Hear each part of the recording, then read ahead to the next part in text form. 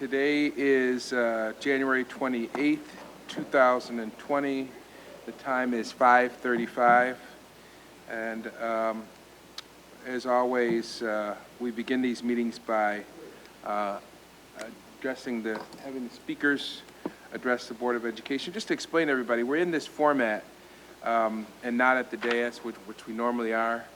It's a little bit awkward at times. Some of us have our backs turned to you all. It's not that you're not important, but it's just how the setup is. And this works for us because it allows us to sort of talk in a little less formal kind of setting. So I apologize if it looks like we're not being considerate of you all, but occasionally we like to look at each other, and we're not able to do that on the dais. And this allows for sort of a round table kind of conversation. So again, on behalf of myself and my colleagues, if we don't look at you directly, it's because it's one of these rare opportunities we get to look and talk directly to each other. And so, having said that, let's begin with our speakers list. And let me also issue another apology, which I always do in these board meetings.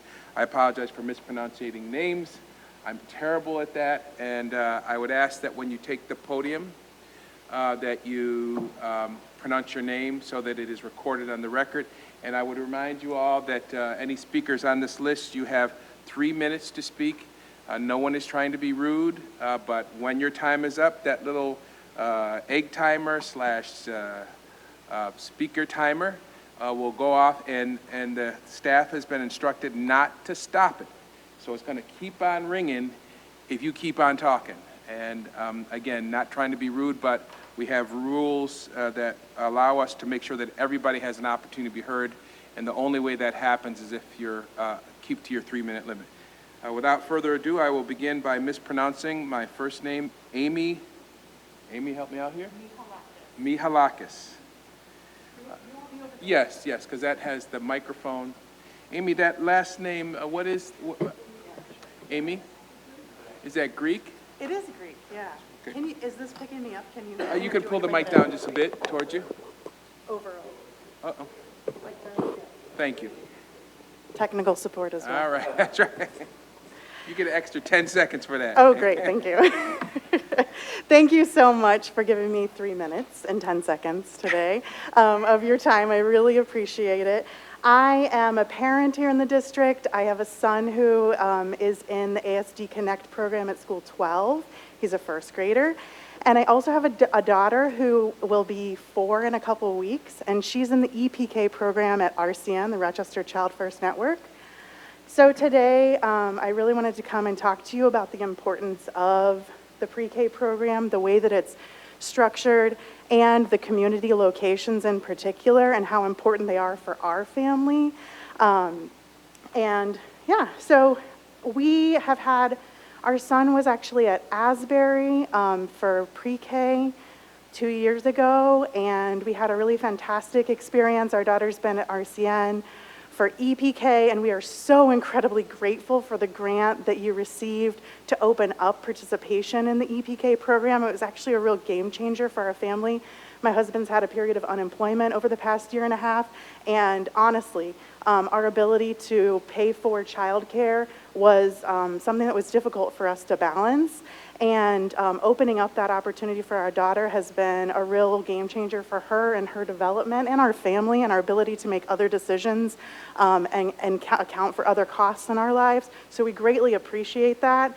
And really some of the major parts of of what we love about the pre-K and EPK program is the consistency. We love that we can go to a child care center that are in our community. I'm very lucky. I actually work and live a mile from here. I work 5 blocks from my house. My children are in child care within, less than a mile of my home, both in EPK and at School 12. And we really value the sense of community that we're trying to create and participate in within our zip code. And that is really important to us, and that's a concern that I have with the proposed change of moving the community programs from community providers to be housed in a Rochester City School District building. In addition to that, the wrap care. The wrap care is absolutely critical for my family. I work at a health center. I have a full-time job. I often have a more than full-time job, and our ability to take advantage of the Wrap Care option has been really critical in me being able to do what I need to provide for our family. And I know that it's something that a lot of the other families that we interact with absolutely depend on. That's why we aren't at a private preschool. We need the Wrap Care. We can't do a 2-hour-a-day program. It doesn't work for our family, and it's important for our kids to have that consistency. In addition, I'm really concerned about moving from a community-based provider model to the school-based provider in terms of transportation. So as I mentioned, a lot of these services that my family's accessing are right here within our zip code. This would change that and change a lot about how we operate as a family and how we're able to balance things in terms of transportation in the morning and evening. And then also quality and trust. I just urge you to really think about how this action changes community trust even further, which we know has already been eroded by the cuts that have been made in the past couple months. And I think that this further erodes community trust and does not tell the community that you're interested in the quality of the education of our youngsters. I don't think it will retain more students in the city school district. Thank you. Thank you. Charlene Smikely. I told you I was going to mess up. Oh, okay. Oh, so that's an incorrect spelling? Okay, thank you.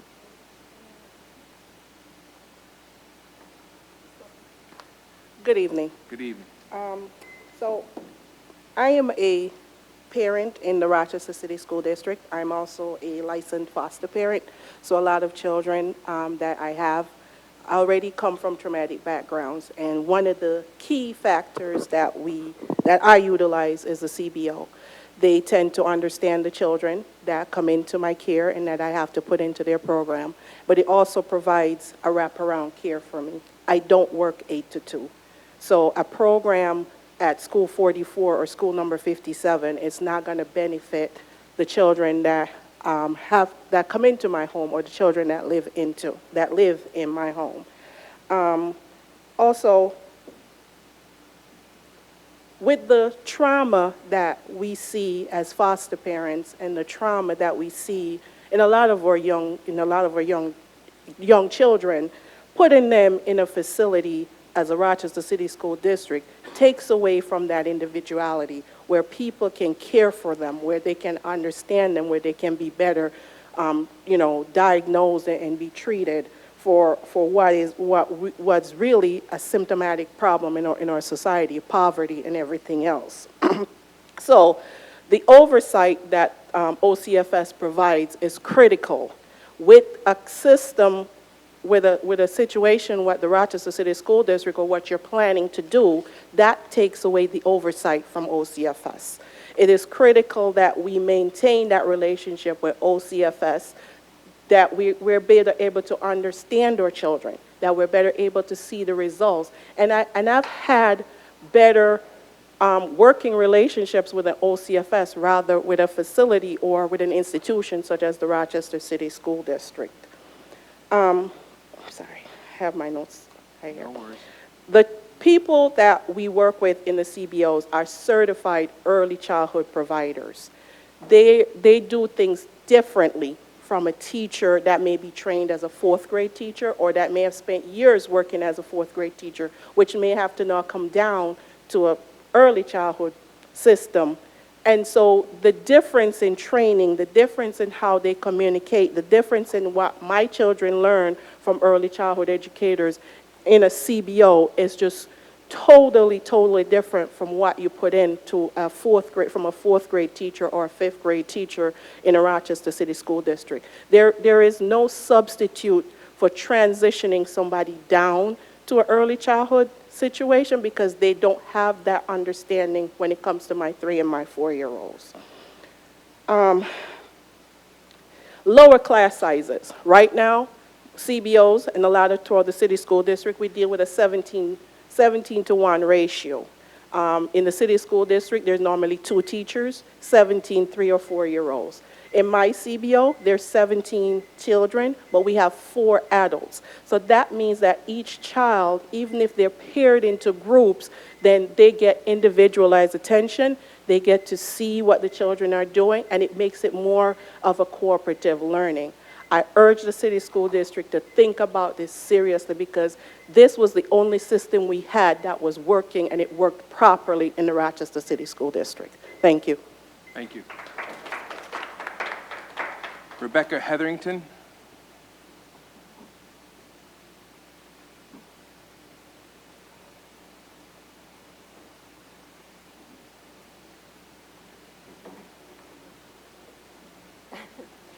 Hi, my name is Rebecca Hetherington, and I am the mom of Robert and Isaac, who are two of the 30,000 students you are tasked with educating in the Rochester City School District. I'm going to be completely honest in that I was confused during Superintendent Dade's presentation last Thursday when School 44 and 57 were brought up, because I thought you were proposing to fill the schools that are under-enrolled by adding universal pre-K to them, which would then feed into the upper grades, save these under-enrolled schools. It wasn't until later that evening that it was brought to my attention that the intention is to close the schools entirely and make them completely universal pre-K schools with no clear path into a kindergarten classroom. If under-enrollment is the reason these schools were chosen, please consider filling the empty space with UPK kids instead of closing, especially if the physical space, as you mentioned, is already appropriate for pre-K students. Because that would automatically encourage families to remain in the district for kindergarten and beyond, instead of shuffling hundreds of students through a broken managed choice program. My family's journey through managed choice was extremely lucky, and I have felt blessed by the school my sons have had the privilege to attend. But that isn't the case for most families in the lottery system, which is unbalanced zone to zone, one zone having only 8 neighborhood schools, while others have 12, creates a situation that has led to families leaving the district. I personally know of 7 families and dozens of students that have left the district-based schools when the lottery system was unable to take into account the needs of those families. During the presentation, Superintendent Dade, you referred to the future UPK students as our babies. This was hard for me to square, because a month ago you went through with a district cut a week before Christmas that cut the education to my personal baby, who is currently a UPK classroom in the district. I'm trying to balance how you will handle a fiscal crisis if these new students don't pay off and the program needs trimming mid-year, and how new parents can trust that you won't destroy next Christmas for them and their families. It takes a tremendous amount of trust for a parent to hand over the most important people in their lives to you, and the reason we do it is because education is the most important element to their young lives outside of the home. It is a path to everything, to the beginning of exploration and possibility on what the world has to offer, and it cannot be entered into lightly or with looming doubt.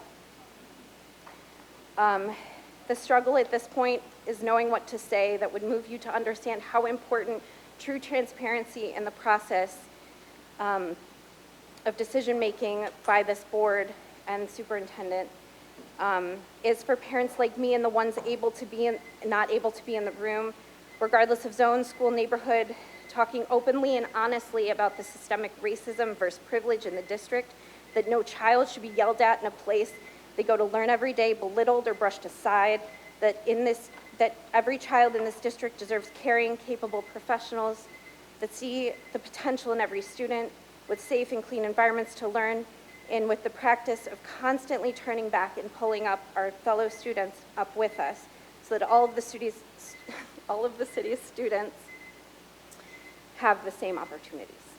Thank you for your time. Thank you. Thank you. Jessica Fleming. Jessica Fleming. All right, how about Robert Stedman? Robert Stedman.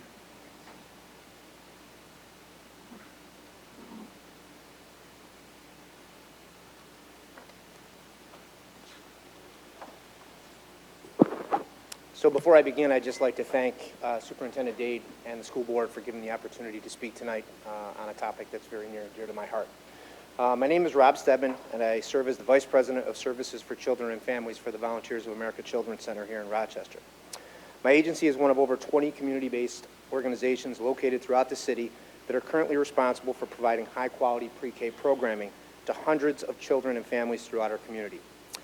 My agency is currently the single largest CBO provider of these services, and we, like many others, take tremendous pride in serving the over 270 pre-K age students and families that we partner with on a daily basis.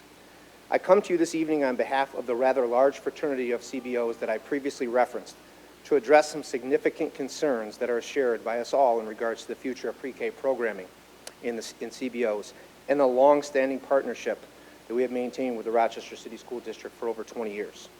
At a previous board meeting that occurred last week, it was made public that a proposal was made to transition 500 pre-K slots out of CBOs and into district sites. In being fully transparent, this caused a great deal of angst across all of the CBOs, as well as with many classroom staff and families. The evening of the board meeting, I had several of my own staff that reached out to me with concerns about their jobs and the future of our center. This was deeply troubling for me as their director because I was not informed with any information to be able to fully address their concerns. Since that time, there's been a great deal of ongoing concern throughout the early child community that seems to intensify almost daily with rumors that the district is planning to transition even more pre-K slots out of CBOs. There has even been concerns that the district is planning to fully transition all pre-K programming out of CBOs in the future. Given this information and what was proposed at last week's board meeting, I truly hope that you can appreciate why I feel as though it is important for me to be here this evening to speak on behalf of all of the CBOs that currently partner with RCSD.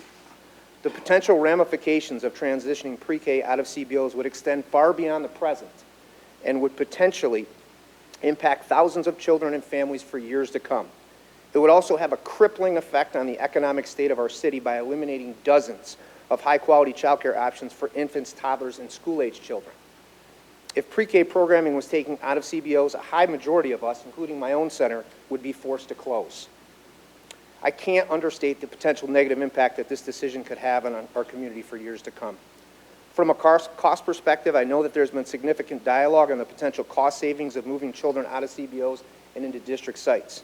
I'd like to state for the record that CBOs currently receive a much lower per-child reimbursement rate for children enrolled in pre-K than the district receives, and this has been the case for many years. The gap between the two is well over $1,000 per child.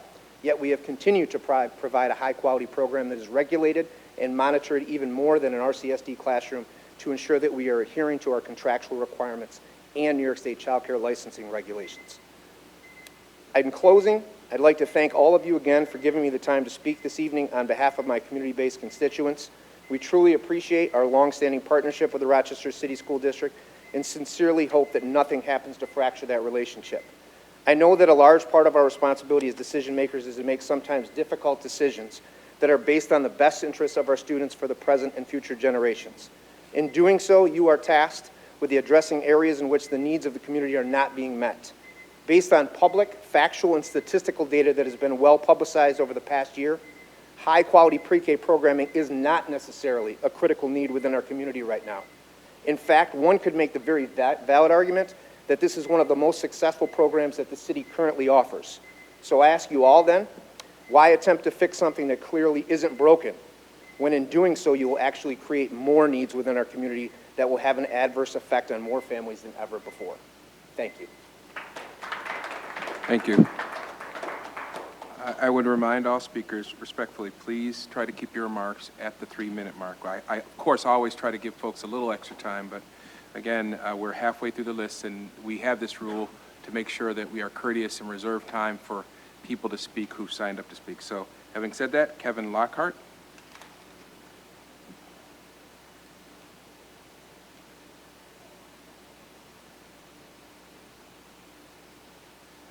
Hello, everybody. Hello. I have a little bit of a loud voice, so I'm going to put that away. Can you hear me? It won't be long. I agree that this is a great forum. I really like this. I thought more people would turn out. I thought that, well, I was hoping that more people would turn out. I have a couple of questions. Who allocates federal funding for the RCSD? Is it a board or is it an individual? I think that we want to see the receipts for the spending. I have 2 more questions. I would like to say that I'm so glad, again, that you're all here I think that we're all along the same goals. We're all here for the same reasons. I have a little sister, for example. She's 12. She's awesome. I love her so much. And I think we really care. We all really care about kids. I think that's why we're all here. It would be very important, I think, if there were a system that the board could come up with for transparency, so that we know how the money's being spent. I don't know how this whole situation came about with the comptroller and the audit. I imagine it has something to do with the people here. And I think that you all know a little bit more about this situation than I do, being experts on the situation. Please consider a system of transparency and parent-teacher feedback. It's the parents and teachers that matter, and not you as individuals in these positions. You have a responsibility. That's all. Thanks so much. Thank you very much. My parking is, I hate to be tacky, but my parking is up at 6, so I can't stay. It's all right, it's all right, understand. Thanks so much. All right. Bridget Hurley. Mr. Lockhart, if you want answers to your questions, we don't normally do that in this setting, but I'm going to give you a number 271. I'm going to, here, go ahead. Good evening. See if I can get this to be anywhere near my mouth. I hope that works. I think it's the lowest it goes. So I'm Bridget Hurley. I work at the Children's Agenda. And the Children's Agenda, some of you might know, is a nonprofit advocacy organization.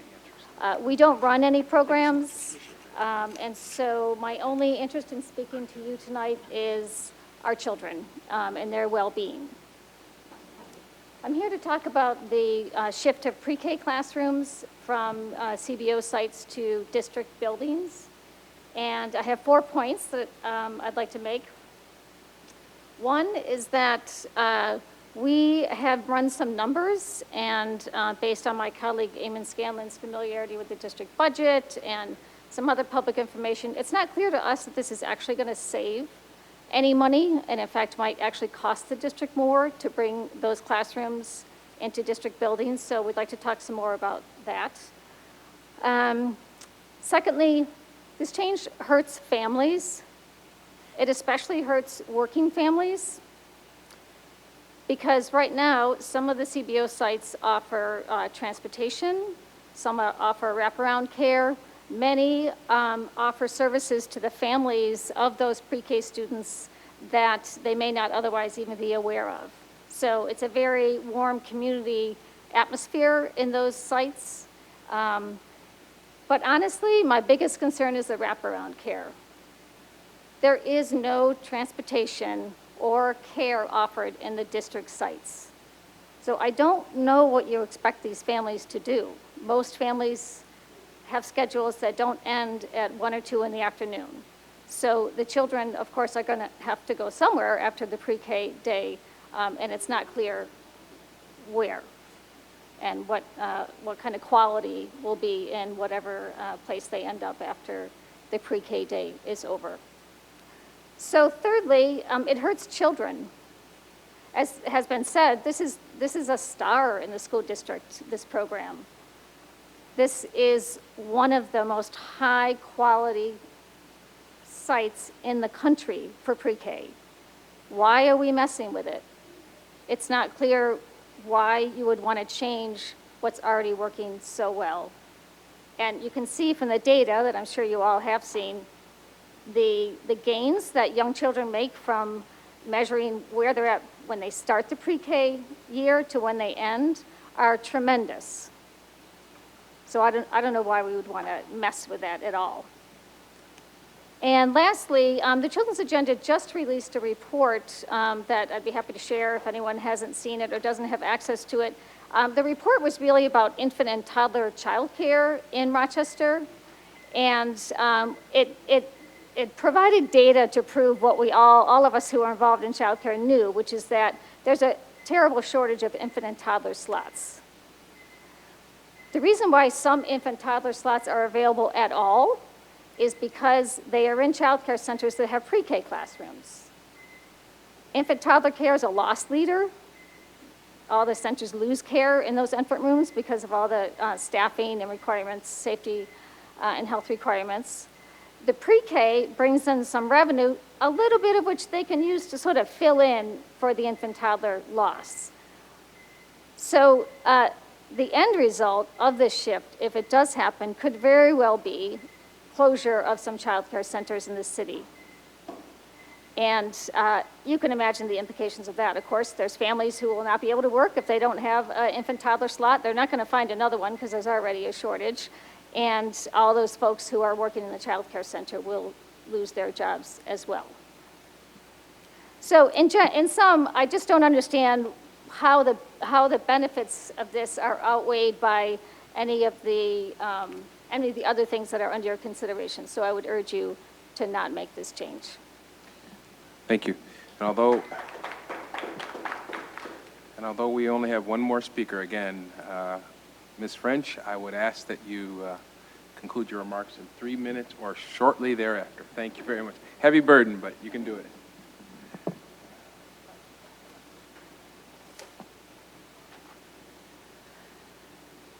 Hello. I'd first like to share some feedback on specific board policies.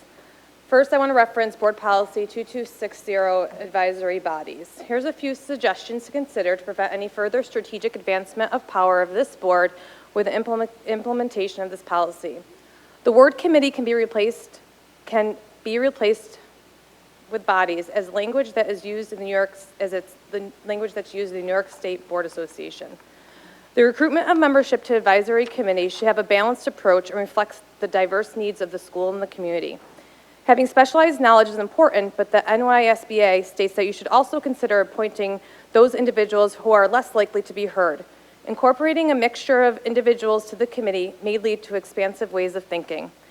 It should also be made clear that those selected to advise are not specifically a representative or a spokesperson for any particular group unless it's specified at the time of the appointment. This brings me to 7600, the closure of school buildings policy. There are steps this board is required to follow prior to the submission of the resolution to the closure of a school. The phrase school reconfiguration is used in the most recent plan as opposed to school closing in order for the board to avoid all the following steps. First, the superintendent is required to develop a preliminary plan including 7 different elements. The plan shared on January 23rd included only 2 of those 7 elements. Then the board needs to be aware of the preliminary plan at least 3 months prior to the date of the resolution to close the school. Then the plan is shared with specific RCSD groups as well as affected parents, staff, and community and students, followed by a public hearing to gather input from the district stakeholders. Following the public discussion of the preliminary plan, the board then can consider a vote on a resolution for the closure of a school building. Based on my research, I didn't see any resolutions articulating the reasoning of why these steps would be disregarded. Finally, I want to acknowledge the listing of schools slated to be closed based on the RSMP Phase 2 report, schools 25, RISE, 43, and 44, as well as highlight the discrepancy of the predicted enrollment for the South Zone compared to the other areas. If this information is accurate, it would limit the choices of schools offered to some students, causing further segregation within our schools. In Mr. Day's presentation on School 57, it is indicated as underutilized, when actually it's currently at 90% capacity. This is an example that highlights the lack of transparency that continues to make the RCSD community extremely skeptical of how this district operates. The board has an obligation to share information with people it serves in a timely manner to help hold the leadership accountable. As much as transparency is claimed, it's not evident. Just a few days ago, Commissioner Malloyd referred to Mr. Day as Superman, and hearing that alarmed me. It suggests that it is believed that he has some sort of superhuman abilities that do not need to be questioned. This is a very critical time for our city and district, and it requires purposeful collective action of the community to create purposeful solutions, and it cannot be solved one by one advisory body. Thank you. Thank you. Okay, that concludes our list of speakers. The next item on the agenda is the superintendent's update. Superintendent Dade. Thank you, Mr. President. Very briefly, wanted to provide the board with a brief update regarding the State Comptroller's Part 1 note that was sent to us last week. So while we haven't had much time to digest all of the ins and outs and details of the letter, we did have a chance to meet with the State Comptroller's team yesterday, just to get across a few points. One, I'm remaining committed to this wasn't a meeting to say they got anything incorrect and the like.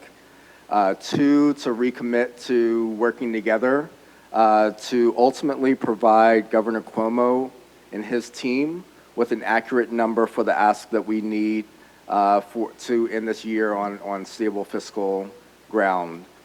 So where we really agreed at the end of this meeting is that the information portrayed to the public at this time was based on information gathered based on my November 12th presentation. From November 12th to where we are now, things changed dramatically in the RCSD. There was shifting of funding away from A fund into title funds, which allowed teachers and staff members to come back off of the list of cuts, in addition to a lot of other efficiencies that we presented to the comptroller's team yesterday. So at this time, I can say we've agreed to a meeting of the minds to, again, peruse all of the additional information that we were able to provide yesterday. They remain in the district doing some extra digging, and I was crystal clear that the ask that I'm looking for from the comptroller's office is information based on November 12th doesn't help us. I still need a number that is going to be verified by the comptroller's team to get the answer from Governor Cuomo that we all need, and that's an accurate monetary amount to end this year on stable fiscal ground. So once I'm provided with that updated information, I'll be sure to update the board and the community at large. Ultimately, I'm going to Albany next week and the week following, again, with the ultimate goal being getting the big yes from Governor Cuomo. So we still remain committed to the collaboration necessary to get this across the finish line. But right now, there's some more information gathering that needs to occur. That's all I have. Any questions for the superintendent? Commissioner Powell?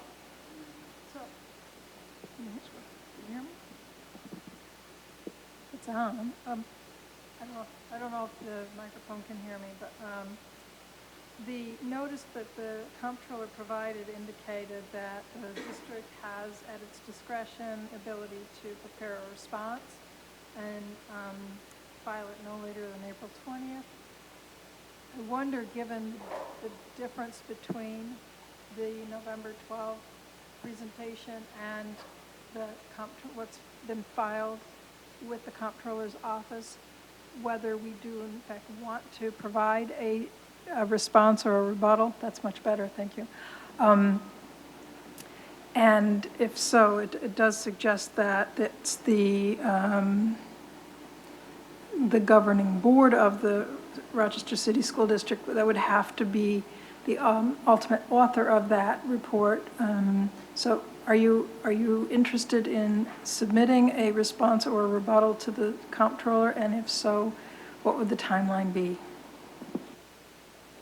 Yeah, you all have as part of your packet, and I see you looking at it, Commissioner Powell, a draft of a statement that is required under the General Municipal Law.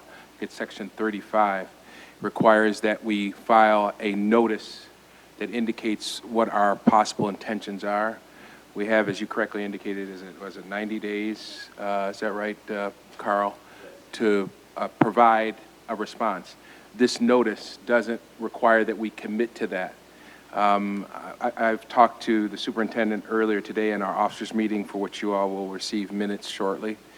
I think, and Superintendent Day will correct me if I'm wrong, we will use that 90 days, the superintendent will use that 90 days to deliberate on whether a response is appropriate. I could imagine that it might be, but I think we will take full advantage of that 90 days. Superintendent Day, am I right in Yes, that's absolutely correct. And in the meantime, we're looking for a coming together around a number much earlier than that, so so I can go to Albany and appropriately lobby for the correct amount. So absolutely support the 90 days to see if there would be an ultimate response, knowing that, you know, within the next couple of weeks, we really need the answers that we're urgently looking for. So Commissioner Powell, it wouldn't necessarily be that we would wait the 90 days, but to be compliant with the law, we'll file this, we will file this form, and then probably long before that 90-day period expires,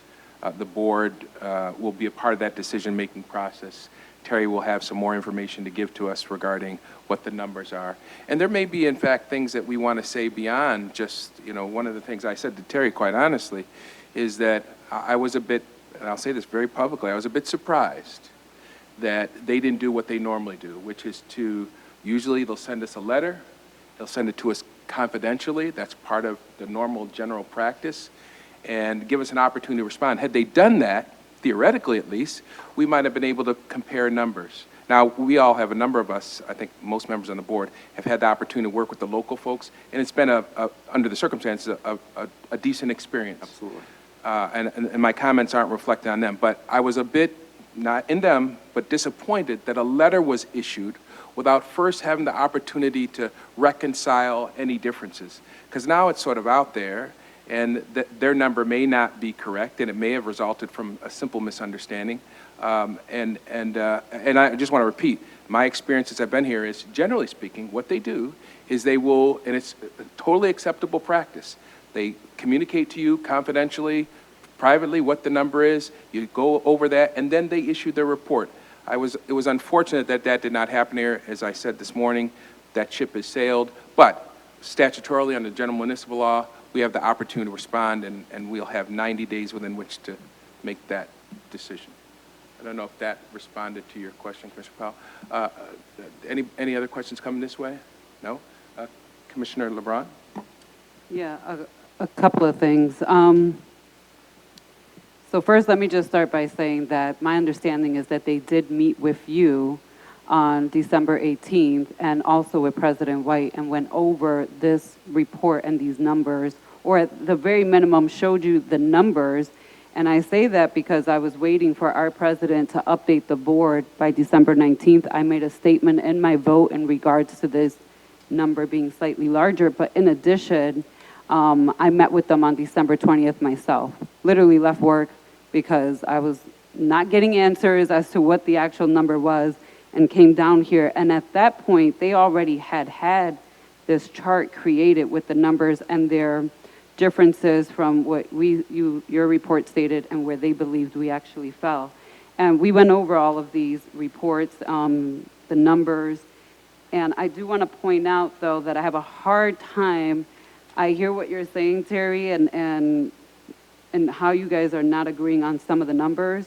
But one specific area, and it is quoted in this report, was when I talked with the state auditors, they had stated that there was an revenue overstatement specifically for transportation, and that's in here. And when I asked them how do they verify that number, they said that they contacted the state aid information to look at what we were entitled to actually receive in terms of revenue, and that's stated in here. It says, additionally, we believe that based upon the state aid information we received from New York State Education Department as of November 2019, because at that point they had already called and verified it.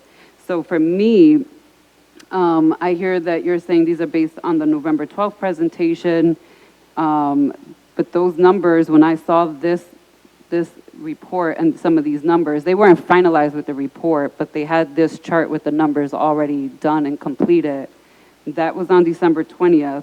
So I hear what you're saying, that there was some dramatic shift in changing and funding, and for me, I would need to see all of that actually in writing. Because I hear what you're saying, but I need to see it in actual writing and how that looks and what lines came from general funds over to grants and how that impacted these numbers. Because I feel like if anything, that their numbers almost feel more validated for me based on that information, but maybe you would need to show me the evidence of it. Yeah, so just a few quick things. So the meeting that I had with the comptroller's team before winter break articulated a difference of approximately $5 million. What the comptroller's letter that is before you today is far, far in excess of that. So if I had heard that on December 18th, my conversations in the media would have been much different and with the board.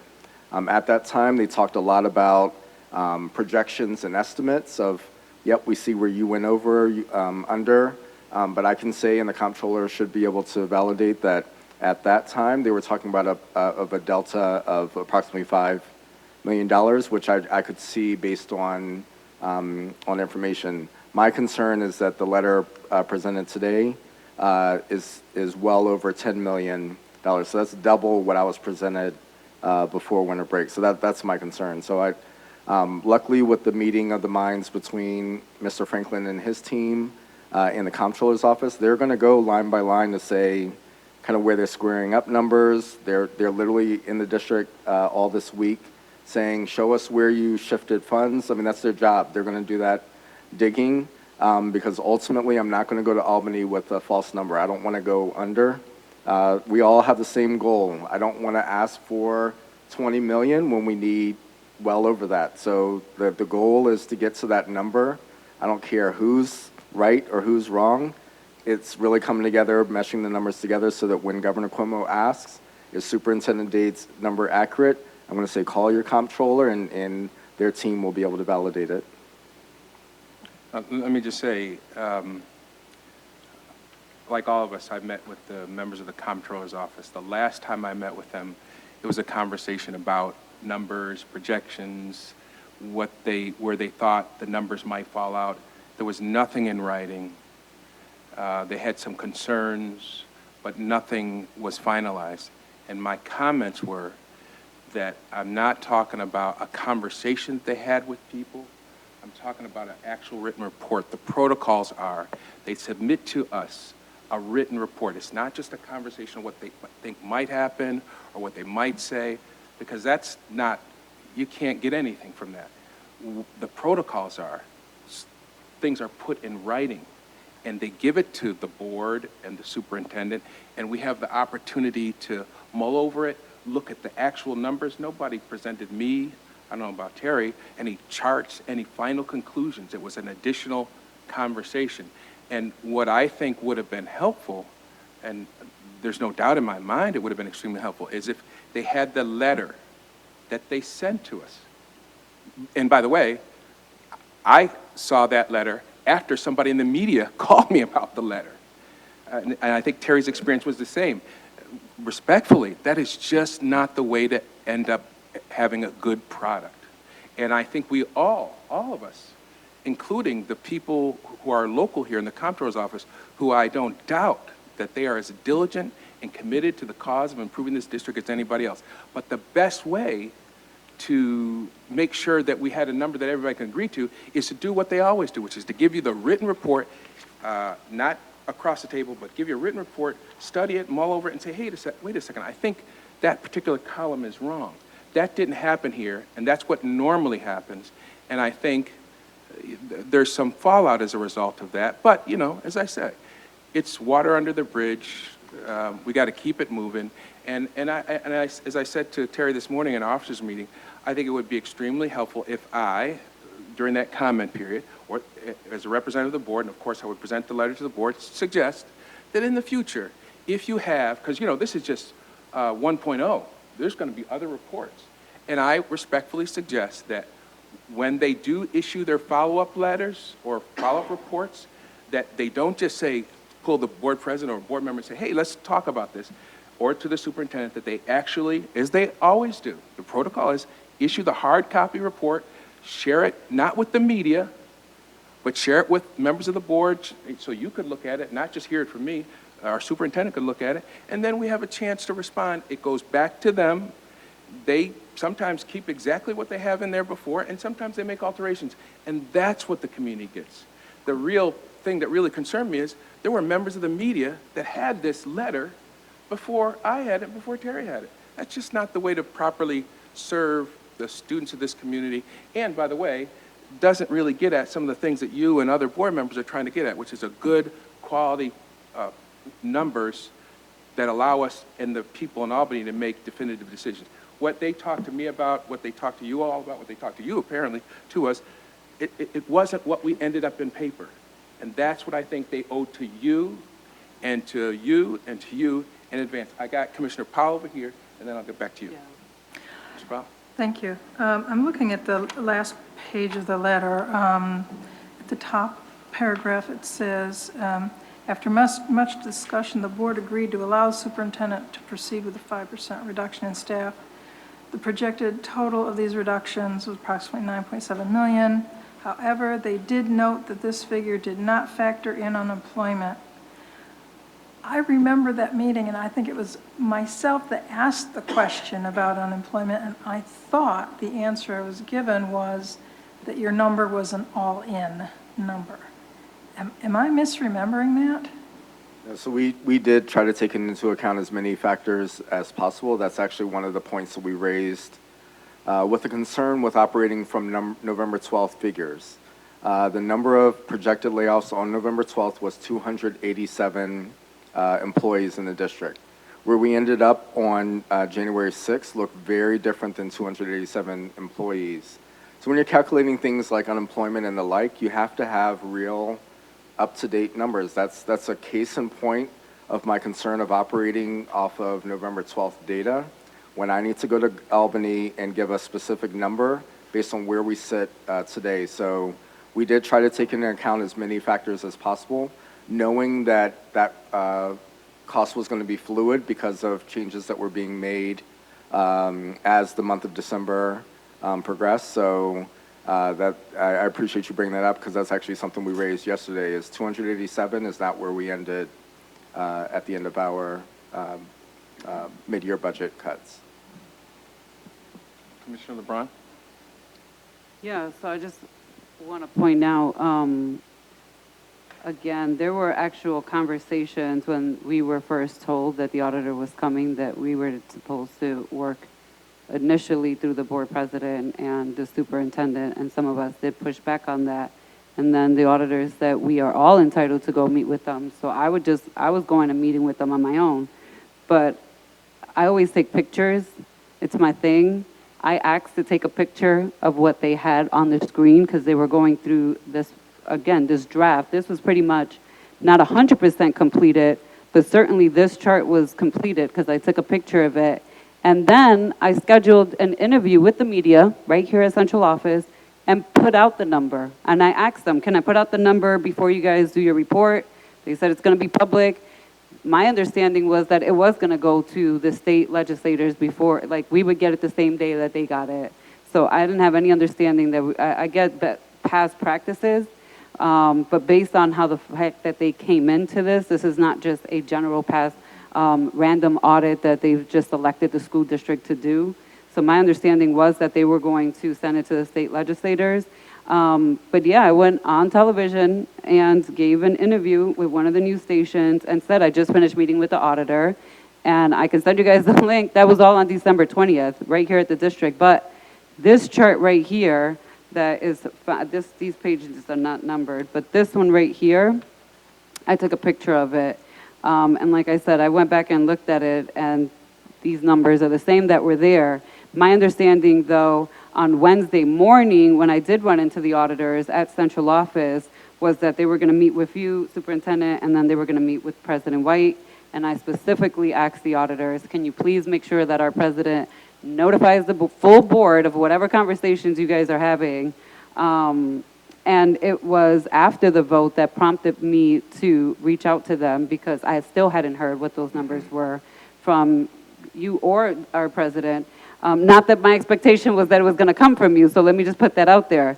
So my frustration in all of this is that I hear all these things, but for me, I knew since December 20th that these were the numbers. I did not go into details on every single number in the media, but at the end of it, what I said, and then my remarks on December 19th was that the deficit was going to be slightly larger I never said it was going to be dramatically larger because they never gave me the impression that your numbers and their numbers were these large off numbers. It was like, hey, we have disagreements on specific areas and there are slight disagreements on these numbers. And one of those happened to be the transportation revenue. I said, well, how do you have a different number than them? And they verified with the state. So yeah, it's frustrating for me to hear like all of these back and forth conversations because I know what I did in terms of meeting with them. I know I took a picture for my records because I wanted to be able to have that.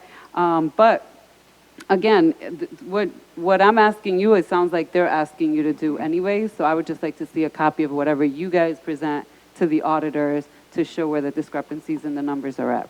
Yeah, I agree, and I just want to reiterate what Commissioner LeBron, I was absolutely left with the same impression, slight discrepancies. I would have raised the alarm if I had heard to the tune of 13 to 15 million. That is not being transparent.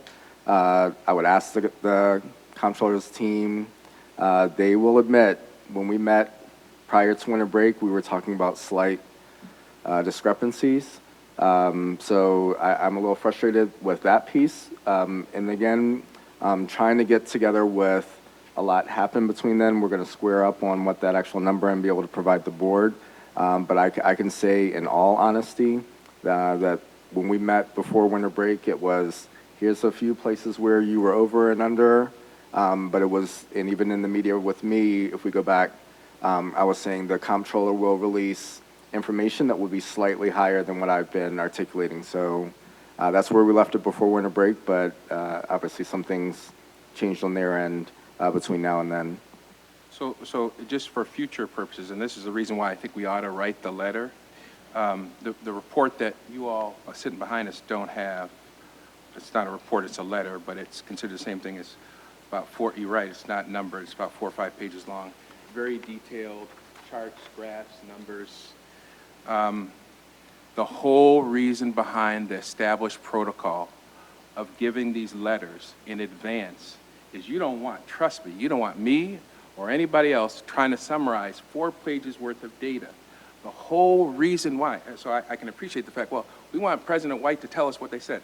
There is no way in God's good earth that I could summarize what they actually produced. And I shouldn't have to, for your benefit and for your benefit. What they should have done is provide, and they didn't. There was no letter, there was no charts, there was a discussion.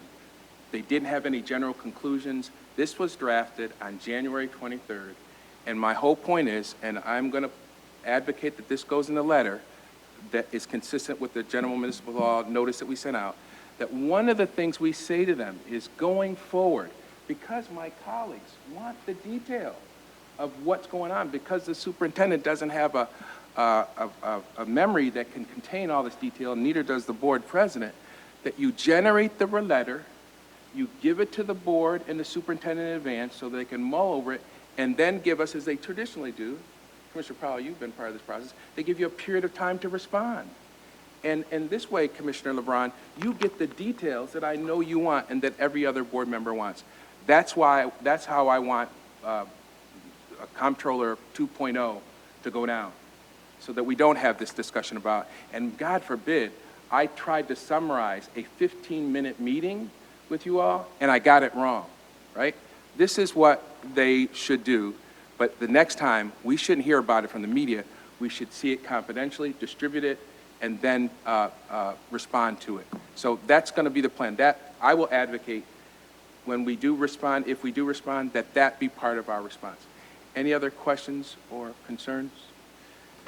All right, so next item on the agenda is Just one yes, quick ma'am. question, just to make sure, so we are approving that we are going to? Thank you. Just to sort of bring that issue to closure, everybody has a copy of this notice.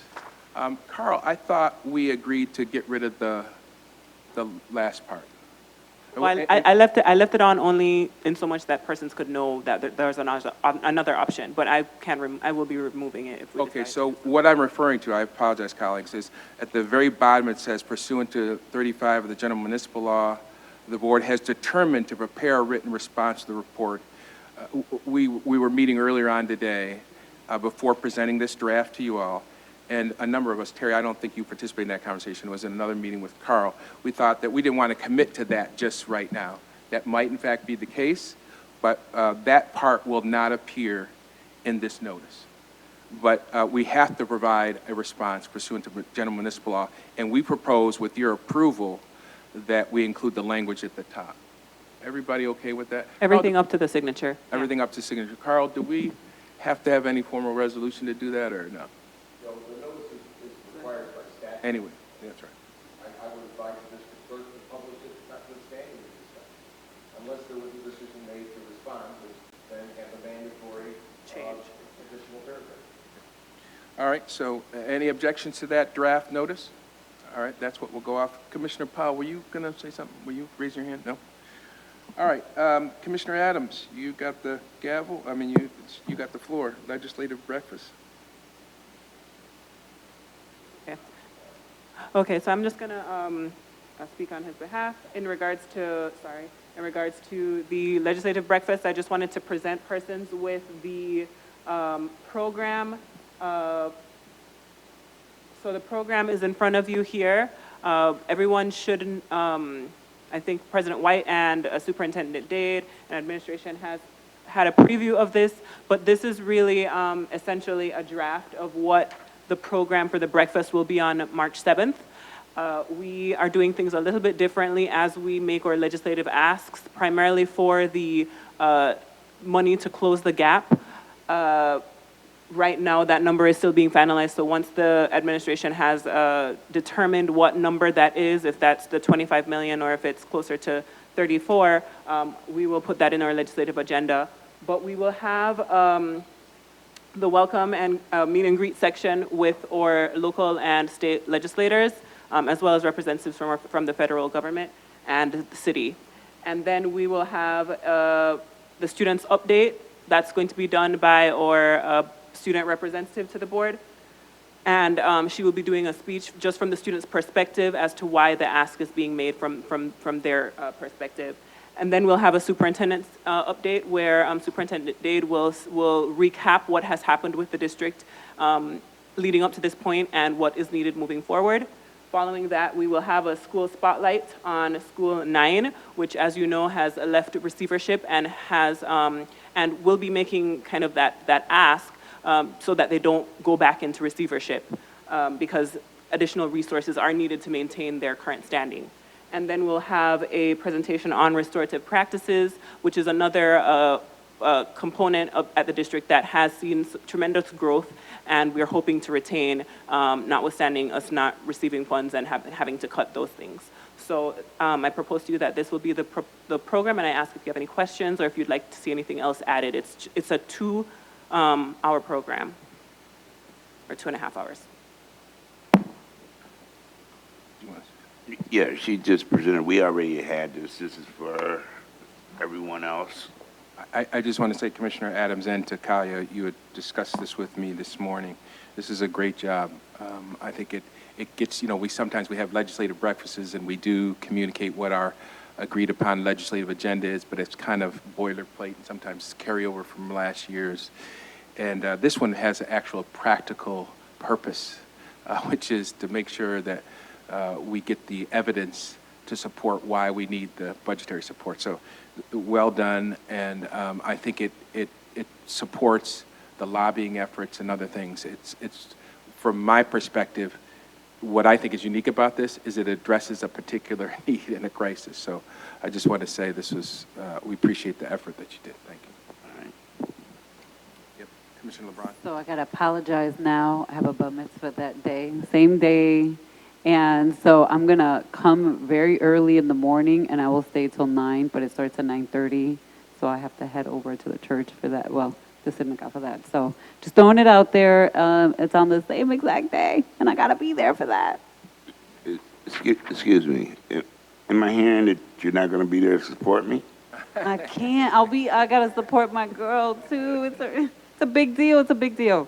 So I need to be there for that too, but I will come here first and get here by 8 o'clock, see some faces, and leave sharply at 9:15 so I can make it on time.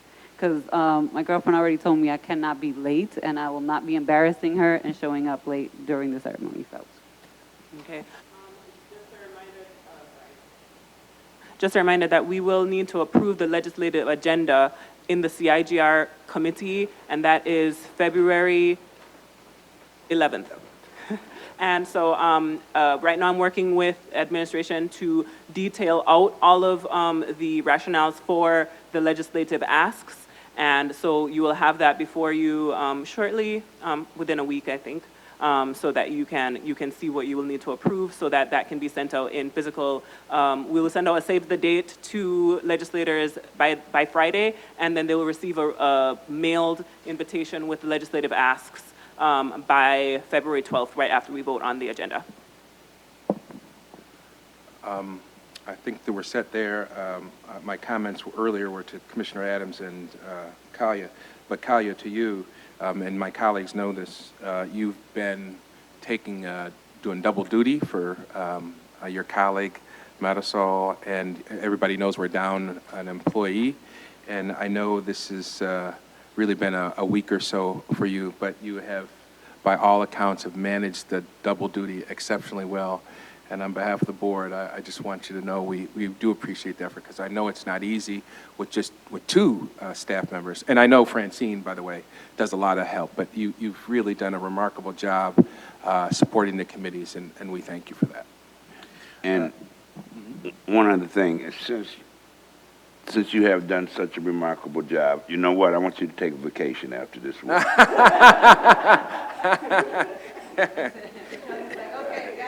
Got it. Really noted. I will be. Okay, next item on the agenda is board standards of conduct. Commissioner Malloy, you have the gavel. I have the gavel or just the floor? Okay. I'd like a gavel. So I am hoping that without too much discussion, we can perhaps move on this evening. We had some discussion at the governance committee meeting last week, and I know there's some strong feelings from a lot of people, but we are past due on the DE report, just to have this in place, and we've been discussing this since July and August at our retreats. And I think I would just urge my fellow members to maybe move this forward and get this off of our plate. We have such bigger fish to fry, and so many other areas of focus that I'd like to see us working on. So we have two versions in front of us, and I'm hoping, are there questions about either version? I think the quickest way to move forward, since we have already discussed this, is I would like to start the conversation by moving the version, Appendix A version that includes that got 5, 6, and 7 votes. That's the version that has the least number of strike-throughs. Anyone opposed to that? Oh, we need a second. The official process for Just need a second. Oh, second.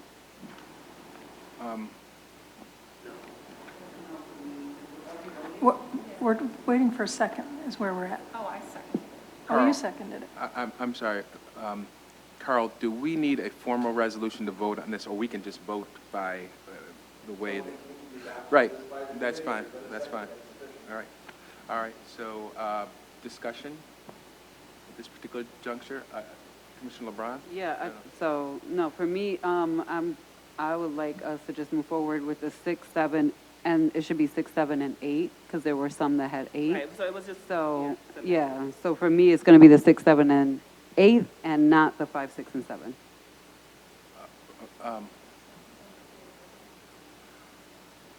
So I'm sorry, I don't know the formal process then for moving this forward. No, well, at this particular point, there's been a motion and a second to You vote in move. discussion, you can ask whether there is any further discussion. Okay. Is there any further discussion? None appearing, call Well, the question. well, I think, Ricardo, were you gonna, I'm sorry.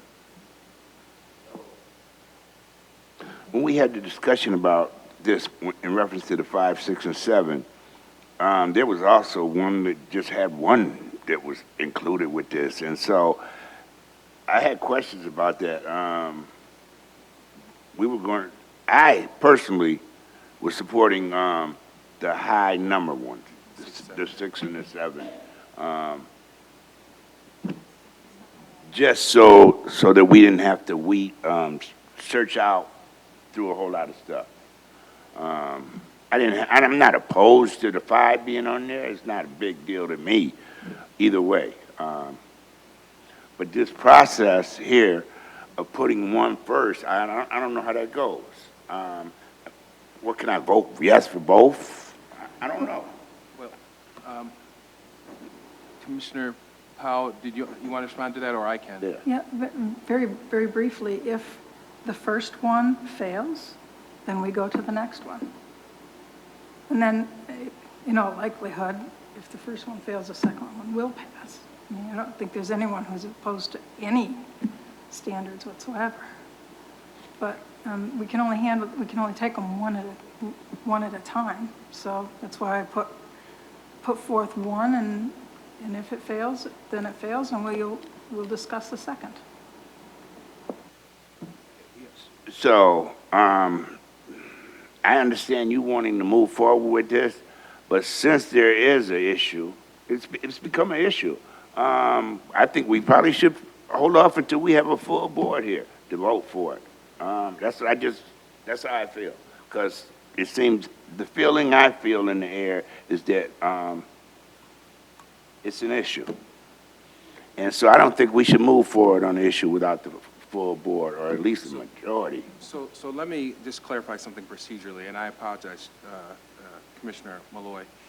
This is still a committee of the whole, for which I am chair. I said I passed the gavel, but you don't have to worry about doing this, all right? So there is a motion, and I think the reason why Commissioner Powell did that is because under parliamentary procedure, we can't just say, okay, let's see how many people want to do version 1 and version 2. We actually did that in our prior conversations. We're at this point where there are 2 approaches. So I think what Commissioner Powell, and the motion is on the floor, was suggesting, let's vote on this one. And if it passes, this is 5, 6, and 7, and presumably 8. This would be the one we go with. If it goes down, then I assume somebody is going to be making a motion for 6, 7, and 8. Now, with respect to the point, which is the second version, the one with more red lines through it, right? And with respect to your comment, Commissioner Adams, that we should have every board member here, this is just my feeling on this. We have to move this. Oh. Let me just finish. I think there's been far too much delay, and it goes back before you got on here and before Commissioner Malloy got on here. And I think that, you know, and I should have said this at the top of the meeting, Commissioner Vice President Elliott could not be here today. She is ill. Please note that for the record. And obviously, Commissioner Shepard was here earlier, but she had obviously some other commitment. I think in the end, what will happen, I'm with you on this. You know, it doesn't make a huge bit of difference to me, but to be honest, to reach consensus and move forward on this issue, get us some guidelines, I say 6, 7, I'm just sort of, we're not talking about now, I say 6, 7, and 8. And let's just be done with it. Because I gotta tell you, I wanna vote. I wanna move this. Oh, okay, I have one more concern, since we are a committee of the whole. Yes. Is there a 4-vote requirement? Yeah, that's right. We have a quorum, yep.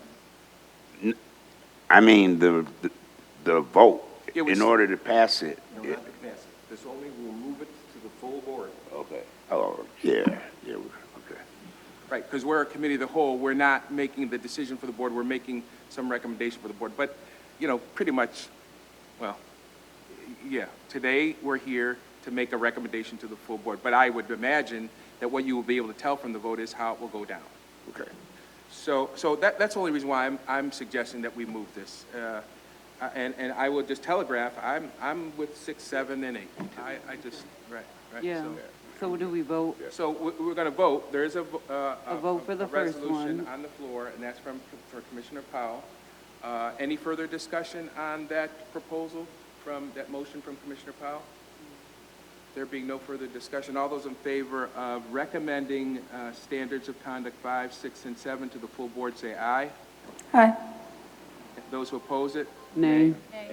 All right, that fails. We appreciate your advocacy, Commissioner Powell, but is there anybody interested in making a motion to move? I'll make a motion to That's- move. That is, Commissioner LeBron has made the Yeah. motion to move 6, 7, And 8. and 8 to the full board as a recommendation. I heard Commissioner Malloy second that motion. Any comments or questions regarding that particular motion? There being no further questions or comments, all those in favor of recommending to the full board the standards of conducts that includes the commentary, the bullets that got 6, 7, or 8 votes, say aye. Aye. Aye. Any opposition? The ayes have it. So that will appear at, I guess, at our next full board meeting. Talia, do you know when that is?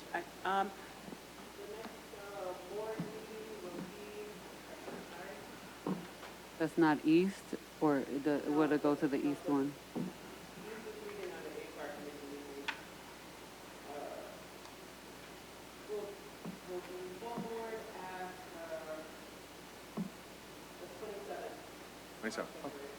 Of February, that far away?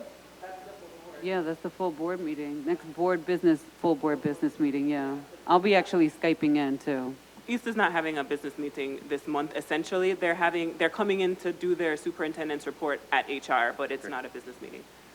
All right, does anybody feel, I see people nodding, I mean, we could try to get it done earlier, but I guess that's fine, and we're making progress. Could we do would it have to be by resolution Carl, would you have to do it by resolution? No? for this? Board can act by simple motion. Okay, Yes, the only thing is Yeah. that this is an amendment to the policy, the Code of Ethics policy. So, essentially, requires 5. yeah, it's already been before the full board. But yeah, it would have to go to a business meeting in order to be adopted by resolution. We can do a resolutions packet to, The board can put it on the agenda. Yeah, on the if it agenda. wishes, For its next special meeting. Yeah, the okay, Tuesday. next special meeting is Tuesday, next the Tuesday. meeting of policy on the 4th of February. Okay, Next Tuesday, all we right, should meet. all right, That's good. next week, Tuesday. That's perfect. But can I just add, though, before we move on from this, the acknowledgement letter just needs a little bit more detail, like date and, I think it's a good draft, but anytime you have any type of acknowledgement letter, it should be, I hereby, so-and-so acknowledge what they received, make sure that it has the date, and I'm going to pull up, did you draft this? I'm going to send you some. It would not be an acknowledgement of acceptance, but of receipt. Yeah, So of it's just a receiving it. draft, and I just wanted to essentially I'll send have you that, something. So Yeah, it will be I updated. have folks sign acknowledgements all the time because I don't want them to turn around and say I never told them or gave them information. So I will send you some stuff. Commissioner Malloy? Thank you so much, colleagues. I appreciate it. And Kalia, thank you so much for all the work that you've done on this. Excellent, excellent job. And I'm glad we are moving it. It need to be done. And Commissioner Malloy, you've already notched one success as chair of the committee, so good job. Okay, next item on the agenda is review of tabled resolutions. Let's begin with the easy one, which is, there's a couple of easy ones. Resolution 650, that is a motion, I'm going to need a motion to pull that from the table. I will tell you in advance that the administration is going to be withdrawing that particular resolution, 650. Is that right, Terry? Are my notes right about that? Is that right, Emery? Okay, so can I get that motion to pull resolution 650? It was moved to today, and now it was tabled to today. We have to lift it from the table, and once it's lifted from the table, it will be withdrawn. Is there a motion to? Motion. There's a motion by Commissioner Malloy. Is there a second? Well, Second. let's get the motion on the motion to pull it first. Second, it's been seconded. Commissioner LeBron, you have a question or a comment? Yeah, I would like to understand why, sorry, the mic's off, why it's being pulled. I'm sorry. Can you please just state who motioned and seconded? I'm sorry, I missed that. Commissioner Malloy moved to remove it from the table, and Commissioner Powell seconded that motion. And then there is a question from Commissioner LeBron about why it's being withdrawn. Yes, that's all I want to know. So there's actually a response in the board question log that was just sent late this afternoon, so you probably haven't seen it, but there's actually some additional meetings that have to take place. There's going to be a cost-neutral position that is going to be added, that is going to be picked up by Encompass. So everything was not finalized yet, and I said, well, then we need to pull it. If you still have some additional meetings and some, negotiations happening, then we need to pull it. So they will bring it back. Betsy Hofer will bring it back at a later date, but there's a more thorough explanation in the log. It was under Commissioner Elliott's question. Okay, so based on Ms. Lerner's response, I take that to mean you're withdrawing it? Yes, okay, so that has been withdrawn. Another easy one is Resolution 654. Can I get a motion to advance conversation or discussion on Resolution 654, which is the amendment to the advisory bodies policy to 2260? Me, yes, motion. Mr. LeBron has made the motion. Is there a second?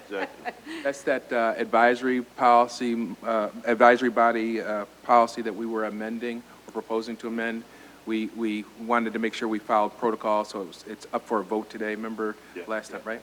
Yeah. So it's been moved by Commissioner LeBron, seconded by Commissioner Adams. Thank you, sir. Any questions or comments regarding the proposed changes to policy number 2260? As anticipated, there aren't any. All those in favor of amending or passing Resolution 654, that is amending policy 2260, say aye. Aye. Aye. Any opposition? The ayes have it. So as I promised, that one was easy. All right, now, a little more challenging, but perhaps not that difficult. I need a motion to discuss Resolution 636. Is there a motion?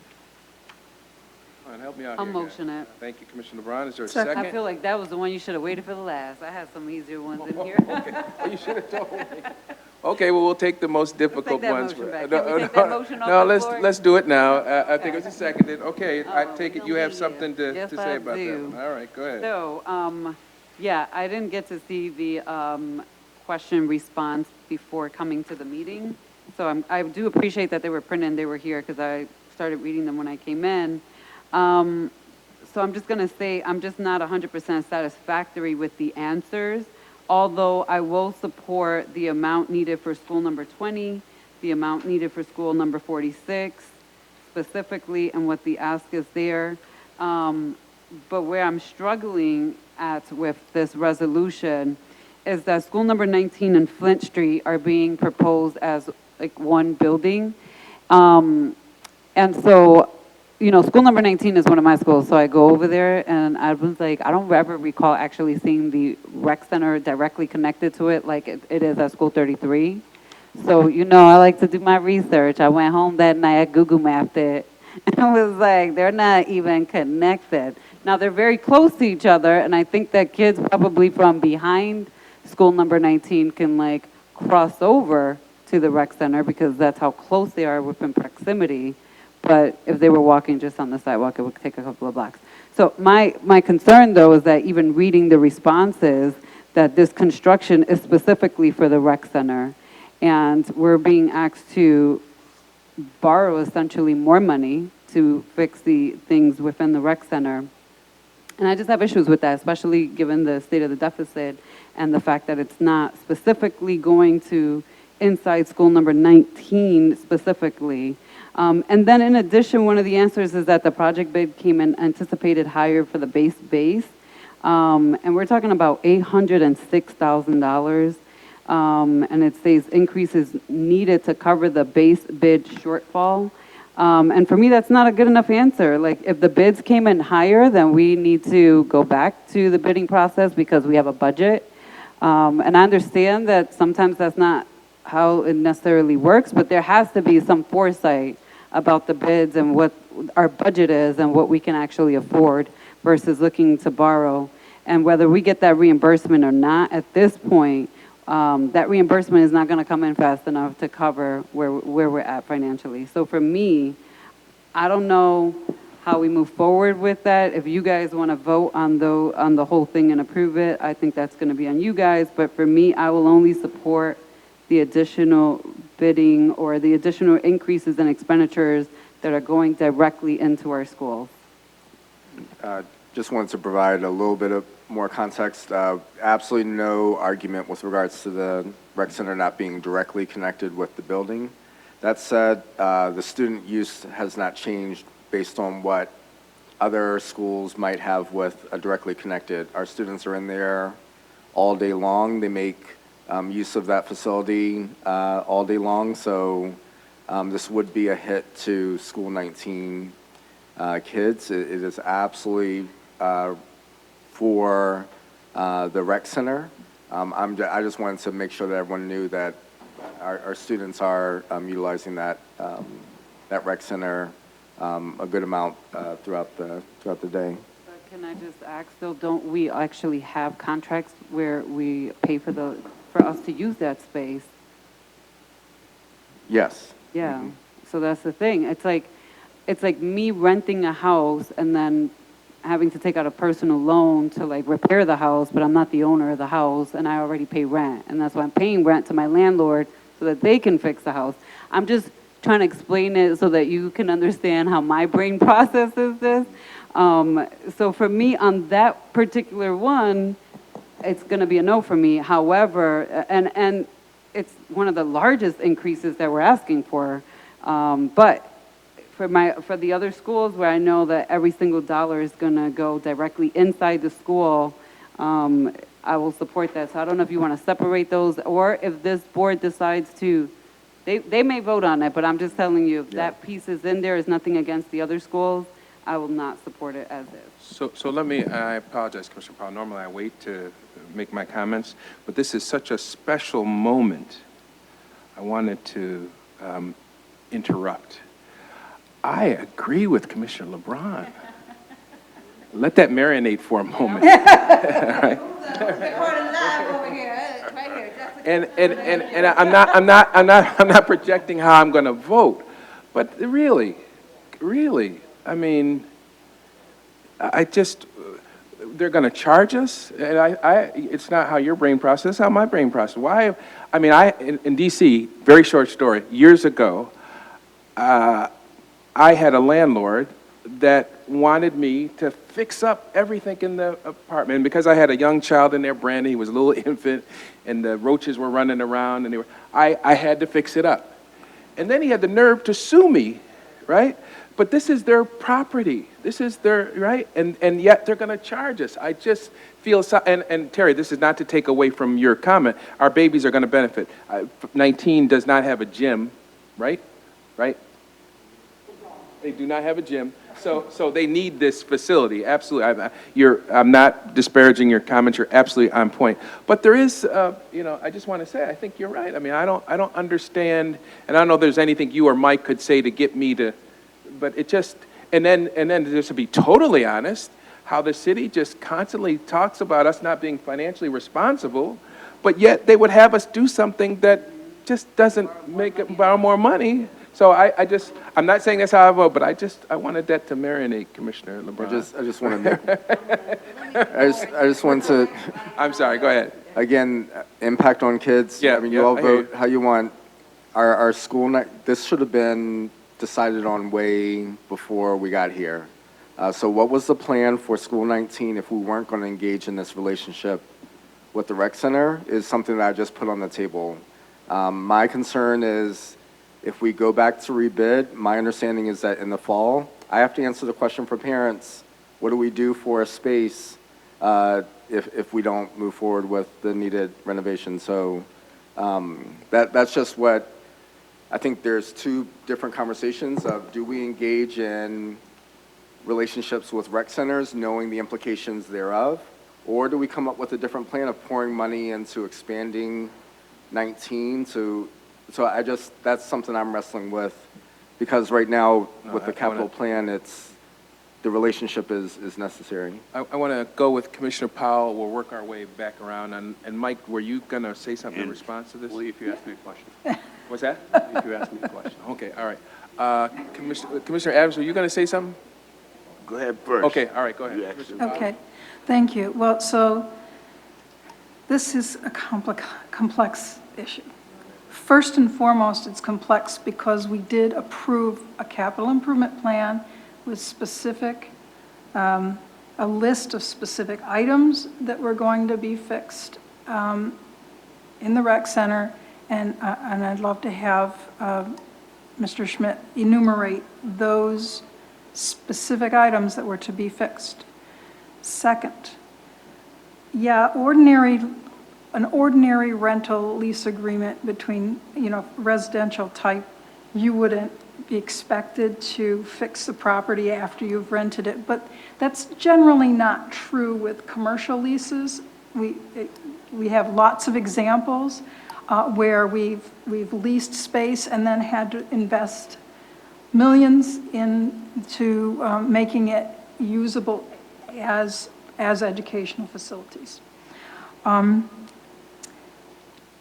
But the area that I absolutely agree with Commissioner LeBron and yourself is if we ever had a touchstone, a point at which we could leverage financial resources to influence our standing with the city, our relationship with the city, and move towards a fiscal independence agreement, it would be to hold issues like this hostage and say, why are we the ones paying for the fixes only to have you charge us rent?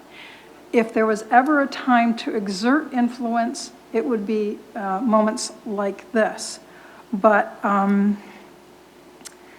lastly, Commissioner LeBron did say something about our budget position.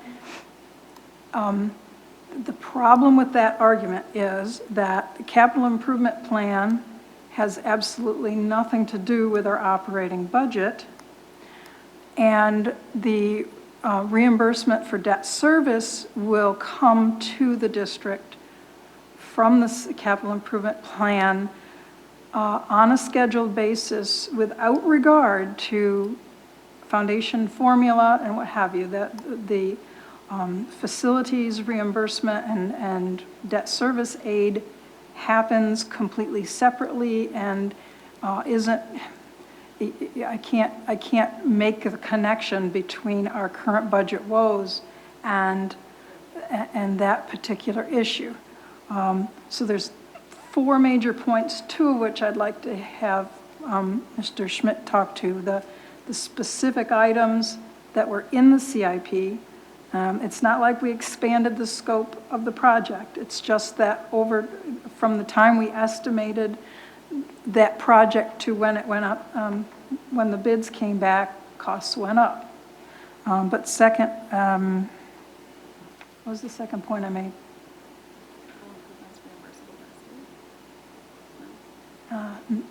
You want me to take some of them while you? Yeah, why don't you go with that? If I could.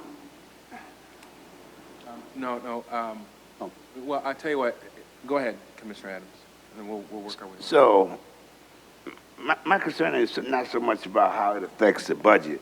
My concern has to do, like I said before, with how it's presented. I'm being presented with 2 or 3 different reasons as being the need for this. And when it comes to prices going up, are we doing any negotiating? We are a good thing. We spend money with contractors year after year. I mean, we need to be negotiating, and I hate to be micromanaging. You can call it what you want to call it, but I know that we got in a whole lot of debt. And so for me to be even having to feel like there's a problem with me questioning something, that's a problem. That's a problem. Present it to me in a presentable way. That's all I'm saying. Don't give me 2 or 3 different reasons. If you're just like presenting something for me to just rubber stamp. I understand the kids will be affected and all this, and I'll probably be voting yes this time. But I'm telling you, man, present it better than this here, man.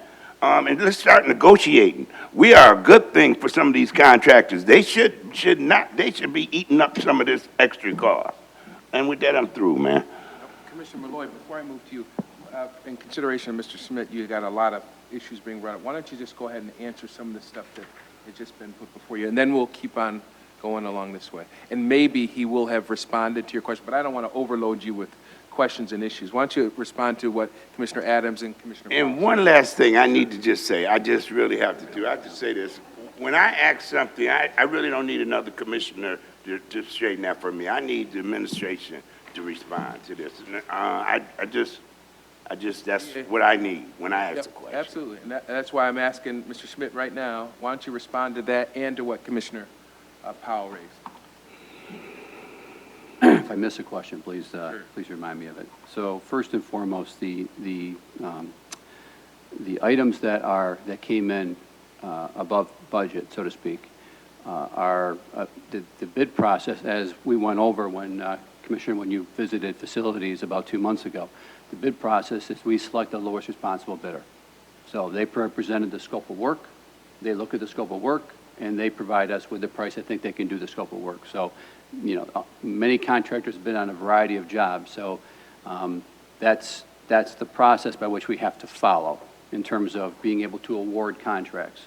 You put out the work, scope of work, they respond to bid, just like we went through in that video in our presentation to you 2 months ago. So there isn't a situation where there's a negotiations on the front end of awarding a contract. All right, you put that's not how the process is allowed to work. The second piece in regards to the scope of work at school number 19, the scope of work has not changed. All right, the scope of work is exactly what you ratified in last year's budget, because we do this approvals a year in advance, in a sense. So last year's budget was identified scope of work at number 19 school and the Flint Street Rec Center. By the way, they are connected. Otherwise, the state would not reimburse us. For example, we cannot do work at the Edgerton Rec Center because it's not connected to Jefferson School. Okay, so they have to be connected to the school in order for us to receive reimbursement. In terms of the scope of work, that's not changed. The reason why that number is larger, the base bid came in at $272,000 over.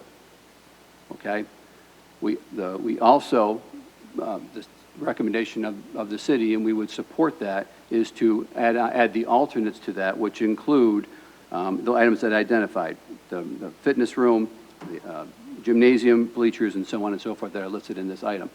The reason why we would do that is because once you go in and finish the work now, we don't have to come back and revisit it.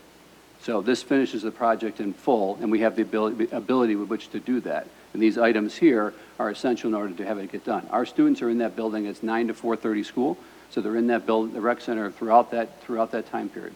So nothing's changed in terms of the scope of work. There's been no add-ons to the scope of work.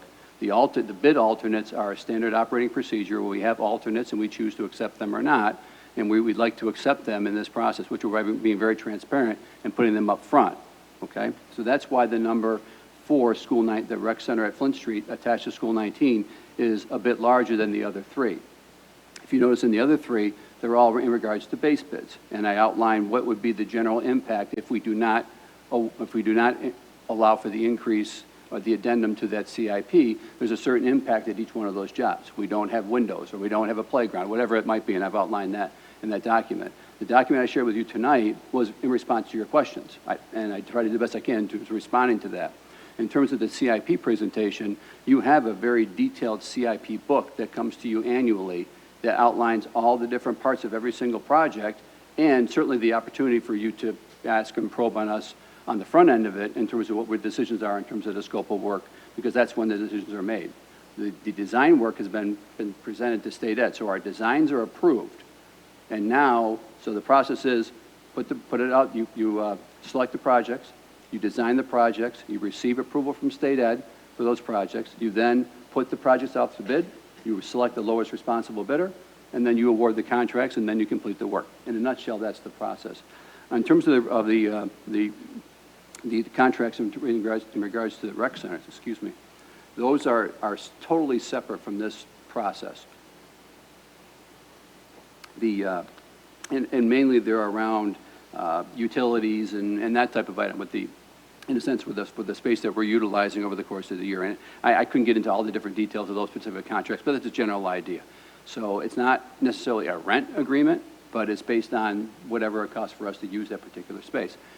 The three contracts, the three rec centers that are in the Flint Street contract are bundled, and I believe it's Adams, Douglas, and Flint Street are all under the same contract, and then the other rec centers, I think, are standalones. I know Baden's a standalone contract, and I'm relatively certain that the Ryan Center is a standalone contract. But just to reiterate, we can't go do Avenue D, we can't do Carter Street, we can't do Edgerton. Those rec centers are great for our kids, and our kids are in all the time, and the city can certainly choose to renovate those, but we cannot do them through a school district plan.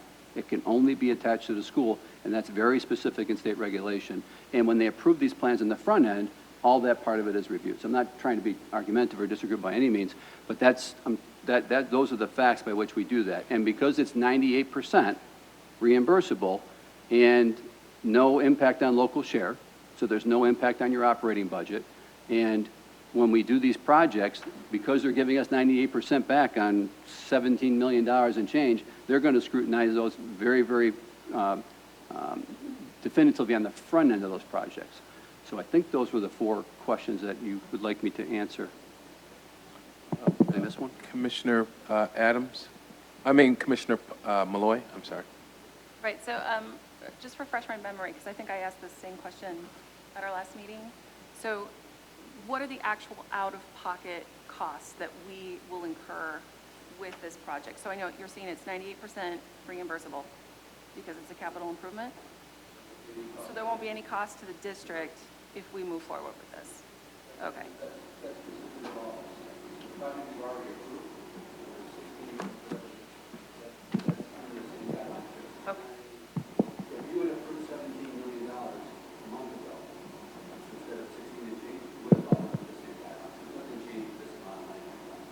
And then I have just 2 other questions, and perhaps admin can answer this.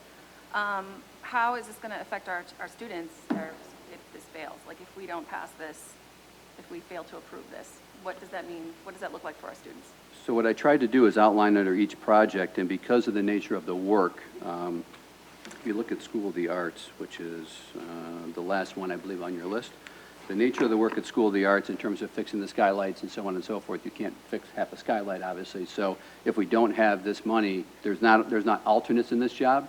So there's not really a whole lot we can do in terms of restructuring this. So we would not do this project this year just because of that. You don't want to tear open a roof and not be able to finish it completely. The outline of 20 and 46 are, we would have to, in a sense, change the scope because these are, for example, the parking lot of 46 is part of other parts of that project. It's clearly not a great situation now. We have people that, we have a lot of people in and out of that area, so expanding it with more lighting and so on and so forth is important. But if we don't have this money, then those 2, both 20 and 46, will have to be, in a sense, we'll have to work within the money that we have. At number 20 school, it's windows, all right? Obviously less windows, and then there's also a playground. So that playground is adjacent to School 20. If you think about the layout of School 20, and they have the park next to that. So it's between the park and the schools where the playground will go in. And those playgrounds we've done those now at, probably, we just did one at School 25, for example, last summer, and they're spectacular. And they really need to be upgraded because a lot of other things come into play. Students can be injured and so forth, and our equipment gets a lot of wear and tear, so it needs to be replaced. But you don't want to do that through maintenance. If you can take it out and fully replace it, and you get the reimbursement on that, then you get the full warranty on the front end of those projects. So those are the main issues. And then the reason why the 19 part will be able to be read, because most of those things are all tied together. So because there's so much involved with that project, we'll do work there, but it will have to go back and rebid, and then the timeline will change. So that work will more than likely be done in the fall, which will certainly impact the students that are using those particular spaces. We'll have to do the work, much like we did at Baden, kind of around the students, and that's had, it's certainly, when you do construction work with a school still in place, it generally costs more because you have to build up particular barriers and so on and so forth. So that's in essence the impact. Okay, and then just to Commissioner LeBron's point, I think that there are some really valid concerns that have been brought up. Do we have any plans to expand or add a gymnasium to School 19 so that they don't have to The site at school number 19. Right, so the site at school number 19 is very, very tight. In fact, the school doesn't actually have any specific green space. The green space, is the park that's adjacent to the actual rec center. So you drive and it kind of sits as a V on the corner. We have a parking lot, a bus loop in the front, the rec center, and then the lower area. So there's not a room to expand at that particular school. And so there's no plans to do that. Even in the modernization program deals mainly with the school area and updating the classroom area, but no gym expansion is anywhere near planned there, and couldn't be done. I'm going to keep going this way. Commissioner LeBron? Yeah, so a couple of points. Did you say that we're not going to occur any expenditures from, so I want to take it back.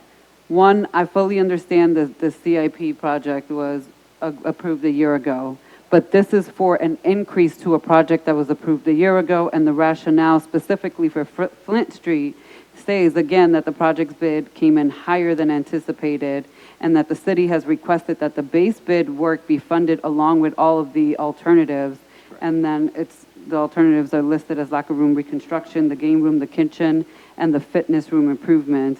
So again, for me, my issue is that these are maintenance pieces that the city should be funding for themselves. The other piece is that I think Commissioner Malloy just asked what our expenditures are to this, and you said that we endure no expenditures, and my understanding is that we are reimbursed at 98%. That's correct. So we eat 2% of the cost. So my concern is that, yes, we're in a deficit. We borrowed money. At some point, hold on, Mike, let me finish. At some point, we're going to have to pay this 2%. And when we start talking about the millions, because the modernization project itself is like another $1 billion. It's an extremely large project. And 2% of that is a significant amount of money over time for us to add to the debt and the structural deficit. Because even last year when I was talking about this deficit piece separate from the structural deficit, we're adding debt to our overall debt that already exists, which is extremely large. So that's one piece of it. The other piece, again, even if we have commercial spaces, and we've done that, we've rented commercial spaces, I've seen it with my own eyes, I've seen you and your team come together and regroup and reorganize that space, and that's an expenditure that we've incurred and we eat because we're renting a blank campus essentially for commercial. It's still our space.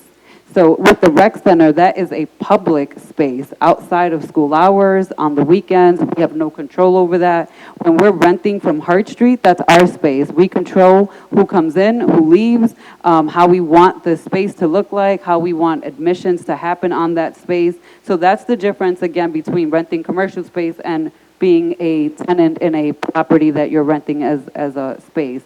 The other piece, though, is that the Rochester Housing Authority right now, which is currently under investigation, an FBI investigation, and people have been charged, went through a lot of those charges were also a bid scandal. And so for me, I don't know what's wrong with my mic and what's going on with it, but for me, when I look at things like this, because I've read all their FBI depositions, there is still an ongoing investigation where bids were coming in at one amount, and then they were turning it around, and here was another bid.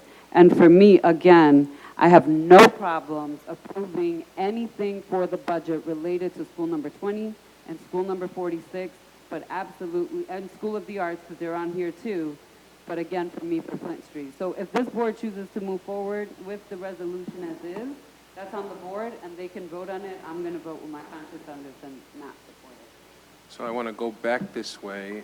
Commissioner Shepard? I'm just going to follow along with Commissioner LeBron in regards to if we separate this out or keep it together. I'll probably be a no too, but my major concern is not that the bids come in as a shortfall, but historically, like over the last couple of years that I've been on the board, when bids come in, they're so underbid. Like that is what I feel is killing us on the long end. So I'm looking at this, like with Flint Street, there's going to be an increase of $800,000. Like that has been the trend that I've seen in regards to a lot of the bidding process that has come in, and I'm just not okay with that, because at the end of the day is what is really killing our budget and creating this deficit. So that is my major concern about the bidding process. I also made my other comments on the dais, so I don't have to make them again as to what I'm going to be continuing to look at. May I make a suggestion, President? Yes, go ahead. The presentation that we did for Commissioner LeBron and Commissioner Adams was basically an A to Z about how the entire, in fact, Commissioner, you were going to join us that day and you weren't able to, how the process is is followed. The local share part of this, the 2% of all these projects, are covered through mainly contingency funds. We do not take any money out of general operating funds. We do not take any money out of the A budget, or we don't budget any money in our A funds, our general operating budget, for support of CIP. Everything is internal within that structure, so there's no payback of the 2%. I just want to make sure I made that clear. And so that's the first piece. The second piece, in terms of the bids and the awards, the process by which this awarding, as I outlined earlier, has never had any investigation in regards to the impropriety or anything like that. It comes under scrutiny annually by New York State Education Department and has never had an issue. In fact, the team that actually does the work on your behalf is actually brought into State Ed to teach the people at the Facilities Department about how the process could work more efficiently. So the team you have would never put any of their licenses in jeopardy. That's just not what they're going to do. So there's no malfeasance in the bid process whatsoever. And I would encourage, my suggestion would be the presentation that we provided for Commissioner Adams and Commissioner LeBron, we've done for Commissioner Powell. I would strongly encourage each of you to go back and revisit that, because I think once you see it, there's a video, and then we would be prepared to answer just like we did that day. I think once you see it, it'll ease your concerns around some of those processes. And the last point, the Flint Street Rec Center is not $800,000, is not $800,000 over. It's $272,000 over the base bid, and that's pretty consistent with all four of the projects. They're between $200,000 and $300,000 over. The reason why there's an $800,000 number on Flint Street is because we're recommending selecting all the alternates. Those alternates are the delta between $272,000 and the $806. So my math is not great on the front end of that, but $806,000 minus the $272, those are the costs of the alternates. The project bid was $272. So we're recommending taking the alternates for that job, which is different than the other three in a sense. That's why that number is different. That contract did not come in $800,000 over base bid. Just to clarify, $806,000, so the total amount that's being asked specifically for the Flint Street Rec Center. Okay. Commissioner Powell? So I played around with the idea of approving the bonding request for all but the Flint Street, just as a kind of a reaction to what I was hearing here at the table. And then I thought, there's one element of this we're not taking into account. If the city doesn't get what it wants in terms of this rec center, they might refuse to bond this for us. So it's being presented to us as an all-or-nothing package, and that all-or-nothing isn't so much driven by our own facilities people. Just the fact that the city added essentially $532 million worth of alternate ask for the Flint Street shows that the city wants to see this done. And I would not be surprised if the city rejected this request for increased bonding if it did not include Flint Street. Just so I don't want you to have all the facts, the city did not add anything to the project. The project, the scope of work outlined in a base bid and these items that were alternates. So these are not added after the fact. This has been up front from the beginning. So I just want to, they are recommending certainly taking the alternates, but they didn't add those at the end. Those have always been in the project. I understand. We would not have had them in the bid portfolio if it hadn't been part of the alternates listed in the scope of work. I get that part. The point that I'm trying to get to is we could approve a request for the increased bonding. But if we were to do it by scratching out the dollar amount set aside for Flint Street, we may find ourselves in a position where the city says, well, if you won't do this for us, then we're not going to give you the money you need to borrow for schools. And I don't know if that's persuasive to anybody, but that's exactly how the city holds their role of, in this fiscally dependent situation over us and shifts the costs. Legitimately, they're legitimately able to do it because that's the way the law is written, but we don't have any leverage, and the only leverage we have is to vote no, or, as I said, you could play with the numbers and we could put forth an amendment that reduces this resolution by either the $806,000 to eliminate the alternates, or as well as the increase in projected costs of the original, or we could subtract the $806,000 but add back the $272 of increased costs. We could play with those numbers. We could amend this resolution very easily. The question is, what would City Hall do in response? Commissioner Shepherd? Yeah, so I actually really don't care what the city would do in response. Like, they can't bully us into borrowing more money when we're in a deficit, and they also, in the same mouth, talk about how we need to be more fiscally responsible. So that's one. The second thing is that I do want to correct when I talked about $800,000.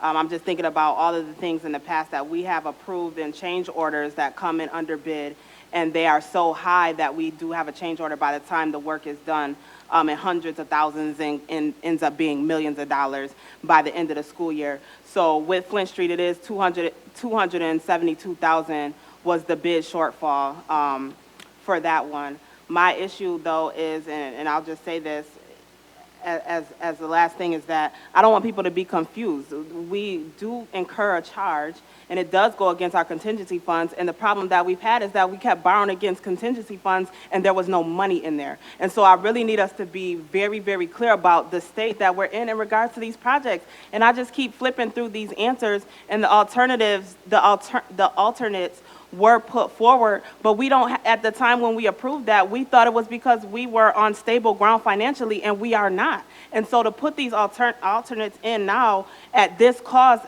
I think that it's irresponsible as an individual commissioner. So I'm going to continue to hold with separating the way that we should be separating, as I spoke before, and so did Commissioner LeBron, and then the board can choose to do what they want. In response to that contingency go ahead. question, because my position here is just to give you facts. Right? I give you the facts, and then you make your decisions as warranted. So I could not speak for what the city may or may not do. That's not my position to do that. In terms of the contingency, this contingency, the fund that we utilize for capital, is not anything to do with contingency that you would set aside in your operating budget. This is a totally different and can be only used for capital expenses. That's the only item it can be used for. And in terms of change orders, you receive a report on those change orders quarterly. And the change orders are either a found condition, all right, or a discretionary, in a sense. We don't have discretionary change orders. It's very unusual for us to have them. Our change orders come, the majority-wise, and once again, as we went through in our presentation to Commissioner LeBron and Commissioner Adams, are a result of found conditions. You find asbestos, and you have to provide a change order for that, or whatever it may be.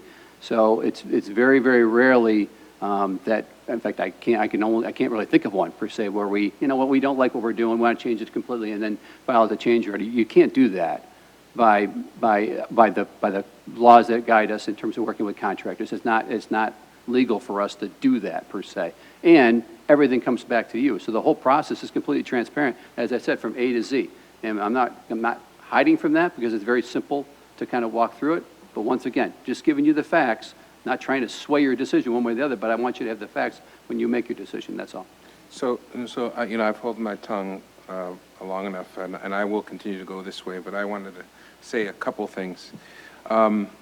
I concede that the decision was made some time ago, and we're just sort of revisiting this contract, and I also concede that this is largely reimbursable. There is some money that comes from us, but this is a gimme project in most of these instances, so I realize the value of it. But let me, and to Commissioner Powell's earlier remark about a commercial lease, like Commissioner LeBron, I think there are differences. I mean, if you lease some of the spaces that we lease, these are our spaces. These are our children and our teachers that are in them exclusively. But that's not the case here. These are indeed our city children that are using this rec space, but lots of other people use this rec space. So I think this is, Commissioner Powell, this is a little bit different, well, actually quite a bit different than the traditional commercial space, because this is a space that everybody uses. And so I would turn to page 11, and I look and I see locker room reconstruction. Our babies, I use your phrase, our babies are not going to be using these locker rooms, right? Fitness room, these are elementary school students. I don't know what that consists of. Okay, okay. They absolutely use those spaces. Okay, all right, fair enough. Kitchen and game room. Here's what I think is the reality of this. And Mike, I would point out, the answer said the city has requested that the base bid work be funded along with all the alternatives. So I got the impression of reading that this wasn't always baked in the cake, but by reading this answer, it seems like the city said, hey, we want this in there. And you know what? I wouldn't be surprised. They're trying to get some value out of, right? So, I mean, let's not run from the reality. The city probably is saying, hey, this is a windfall for us, and let's take full advantage of that. I got to tell you that, let me ask you this question, Mike. It says, page 11, it says, what will the additional funds be used for? It says, 1, the funds will cover the base bid work. Page 11. Go ahead. Right, you with me? I think I am with you, yes. At the very bottom, it says, what will the additional funds be used for? Question mark. 1, the funds will cover the base bid work, and then the funds will cover 3 bid alternates. Yes, sir. General construction, and then MEP work. And when I read alternates, that's referring to the stuff on the left, the locker room, right? So tell me this, very briefly, what's the breakdown of the base work and the alternate work for this additional money? How much of that is funding locker rooms and so forth? I mean, maybe you can't tell me, but I just want to tell you, what my impression I get is this is, the city's about looking. $1 million. What's that? I'm sorry, I'm sorry, not my, That's all right. I misspoke. The total contract on the project description was 1.850. That number has not changed. Okay. That number is the same. That's the project. The bids have come in high, so the base bid is higher, but the project has not changed, and alternates are listed on every one of the projects. So you're correct in the sense that the city has definitely requested that these be in, but we have alternates in all of our projects, and sometimes we take them and sometimes we don't, based on the bid documents. And the only reason why we're sitting here tonight is because we actually pulled $3.3 million off the CIP because of the around School 44, a little bit of the communication around. So we pulled that out of the, so that's why we have the $3.3 million piece. If we didn't have the $3.3 million, we would not be sitting here because we could not go above the 19.6, whatever the overall number is. So that's why we're here tonight, and they definitely requested it. As a facilities department, we would encourage doing it because once we're done with this rec center, we're done. We don't have to go back and revisit it again. So the reason why I asked for percentages, Mike, was, and let's just keep it real here. I think the city just wants to improve their rec center. And what I find a bit ironic is they're asking us to be more sound fiduciary agents, except when it might benefit them. And the reality is we are, I mean, around this table, outside this door, we are told to protect and advance the cause of students. And when we go beyond that, that's problematic. Could be instructionally, academically, but it also could be financially. And I don't know that this passes that test. If you keep it real, as the kid's saying, this is being done to benefit the city rec center, right? Pretty much. These alternates, Terry? So last point that I just want to make is I just don't want us to forget that we were able to decrease the impact of staffing layoffs because of a $10 million collaborate with the city, and that's just being real, like President White said. There is a lot of give and take when you talk about the flow of money back and forth between the city and the district. And part of that negotiation was really thinking through, could we be waived $10 million that we have to typically put on the docket and not touch with the city, and they gave us that $10 million waiver for this year. So we may want to think about we have to think about improving this process moving forward, but I just have to put in the room that when we think of the implications, to Commissioner Powell's point, I do worry about our current state. We relied heavily on the city with that 10 million. Remember, our staff reductions totaled approximately 10 million, so that would have doubled where we would have sat mid-year. So that I just want to put that on the table. When we set that 10 million, that number kept flashing. It was for capital set aside. So that's just something we have to bake into the conversation. And again, I think. So let me just say, Terry, and I meant to say this at the top of my comments. I'm going to be honest, keep it real with my colleagues. When we say stuff like, hey, and don't get angry at me to my right and the left. Hey, y'all can do whatever you want to do. If that's how the board wants to vote, that's okay. We have these conversations so that we can have some understanding. I'm very uncomfortable when people say, well, that's how I'm going to vote, and if y'all want to take responsibility for that. I listen to you all. I mean, I've been listening to your comments, and I don't, when you say stuff, or when y'all say stuff, that's a value to me, and it might change my mind. So please don't say, hey, y'all do it, because the goal is for us to do this together. Now, in that spirit, Terry said something just now that made me think, okay, that's right. They gave us $10 million. They didn't give us, but they made it possible so we could go to the state for less than our asking for more by taking that restriction off the capital improvement money, $10 million.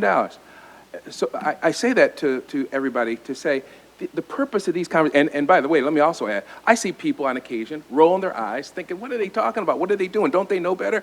I'm just telling you, the reason why we have these conversations, no one should pass judgment on the fact that somebody has a position or, right? Because the purpose is so we can be on one accord. And I say that to say, Terry, I hear what you said. I hadn't thought about that. And so now I'm thinking, I've been listening to my colleagues on my right and the left, and they're making a lot of sense to me. But then I listen to what you just said. So please, when we say something, don't roll your eyes, because I'm going to keep it real. I see that happen. I just see that happening. These are important conversations because it can help us reach a decision. Commissioner Malloy. So I think I had asked this last week, but what are our out-of-pocket costs? Is this adding to our deficit? No, it's not. No. Okay.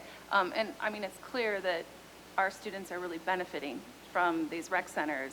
I know, especially our teenagers, are spending a lot of time in these rec centers in a safe environment outside of school hours. So it's an investment in our community, right? Providing that atmosphere. I think the other issues are completely valid, but we bring those up perhaps at another time. But you're saying this, we're not going to incur any more expense. No, we're part of our CIP program, we do not, no. Thank you. This is not unique. This project is not unique. They all follow the same process. Commissioner LeBron. I want to go back to this because this is like really important that we're clear. You're saying that we're not, can you check my mic, Talia? But you're saying that this 2% that we'll end up owing isn't going to add to our overall debt services over time? Yeah, I'm asking you, Mike, because I have some follow-up on the contingency fund that you mentioned and that you mentioned too, Terry, but go ahead. So you're saying it's not adding, oh, okay. Go ahead, Mike. So, rephrase your question again so I can be definitive in my answer, please. Our 2% from the borrowing that we end up taking out, right? So I borrow 100, I will end up owing 2%, but we're talking about all of our projects over time, and it's been a large modernization project. Has been our largest project, I think, to date that I've ever known, almost $1 billion. So we won't do that 2%. We're not responsible for that. You're saying you have enough money in your contingency fund to cover the 2%, because I want to talk about that too. But that's my question. So the answer would be there's no money set aside in the a budget or in the operating budget to cover any gaps in the in the capital improvement program? So the answer is an unequivocal no. Now, You're don't- saying there's no money or there is money? That's what I'm You're- confused because I've asked this question there like is, twice. when you have the final payments, you see the budgets that come through, there certainly is money. I would not sit up here and keep saying it over and over again if it wasn't true. I'm not trying to be difficult, but we do not set aside any money in the operating budget to cover any gaps in the CIP program. Right, so you're You also saying mentioned there's- facility okay. modernization. That's completely different. But we're completely- still borrowing money but for it's a those com- modernization projects, But it's no, at completely the different. It's 2%? not, I think it's going to cloud the issue by mixing the modernization program and the capital improvement program. The modernization program, by board resolution, had a $18 million local share on the borrowing of $435 million. I believe I'm pretty close on that number. That's completely separate from the capital improvement program. So that local share amount is the responsibility of the school district. That's Okay. nothing to do with the capital improvement program. This 19.6, or whatever the number we're at now, Yeah. is, we get 98%, and then the 2% is covered because we always end up, as we went through our process, that contingency fund, right now, I don't have the exact amount that's in that, but it's certainly plenty enough to cover all the 2% of each of these jobs. Okay, and so speaking of that contingency fund, because Terry, what I heard you say is that the CIP, because we get $119 million from the city of Rochester, and based on the contract that we're under with them and the agreement, we have to set aside $10 million each year for the capital improvement projects. And so you're saying because city council approved us to move that $10 million, it's not $10 million, Mike? You can correct it. My understanding has always been $10 million for CIP. It's not $10 million set aside for the capital improvement program. It's $10 million set aside for us to use for capital expenses. So for us to purchase something that's an asset. It has nothing to do with the capital I thought it improvement was to program. maintain We their can- buildings that we're renting from the city. We can certainly utilize it for capital expenses, but the $10 million is not associated directly with the capital improvement borrowing. Right? Yeah, no, not the Okay. borrowing, but Terry said that the city gave us, well, essentially, city council gave us a waiver so that we can move that 10 million over to general funds this year, so that released the $10 million that we used in other ways. And when that was brought to the board, I questioned how that was going to impact these capital improvement projects that I knew were already approved a year behind. So for me, again, there's all these correlations, and I know it's very complex because what I heard when you were talking, Terry, and I know you didn't intend it this way, but what I heard was, hey, the city scratched our back, and they're asking us to scratch theirs with this project. And again, for me, they should want us to not be in a financial mess because this entire situation impacts their bond rating, their ability to borrow and build too. I don't want to keep beating this to death because, I mean, I've been very clear where I'm going to vote on it tonight. It can stay as is, but I think there's a lot of information and a lot of jargon that's being thrown out there, and there are correlations, and we're not going to get all of it clearly tonight, so. Commissioner Powell? So I didn't hear any objection from any other board member about any project other than Flint Street. And the total Flint Street scheduled work was $1.85 million, and the total amount of the additional request for additional borrowing was $1.57 million. If we were to vote no on this request for additional borrowing, would the administration then, recognizing the nature of this conversation, go ahead and do the project at 46 and at 20 and at School of the Arts and just cancel the bid for Flint Street altogether, rather than try to scale back all 4 projects? I just think we would be making a huge assumption that the city would bond us on. No, but the they've ask. they've already bonded us for everything else. But if we vote no and not request further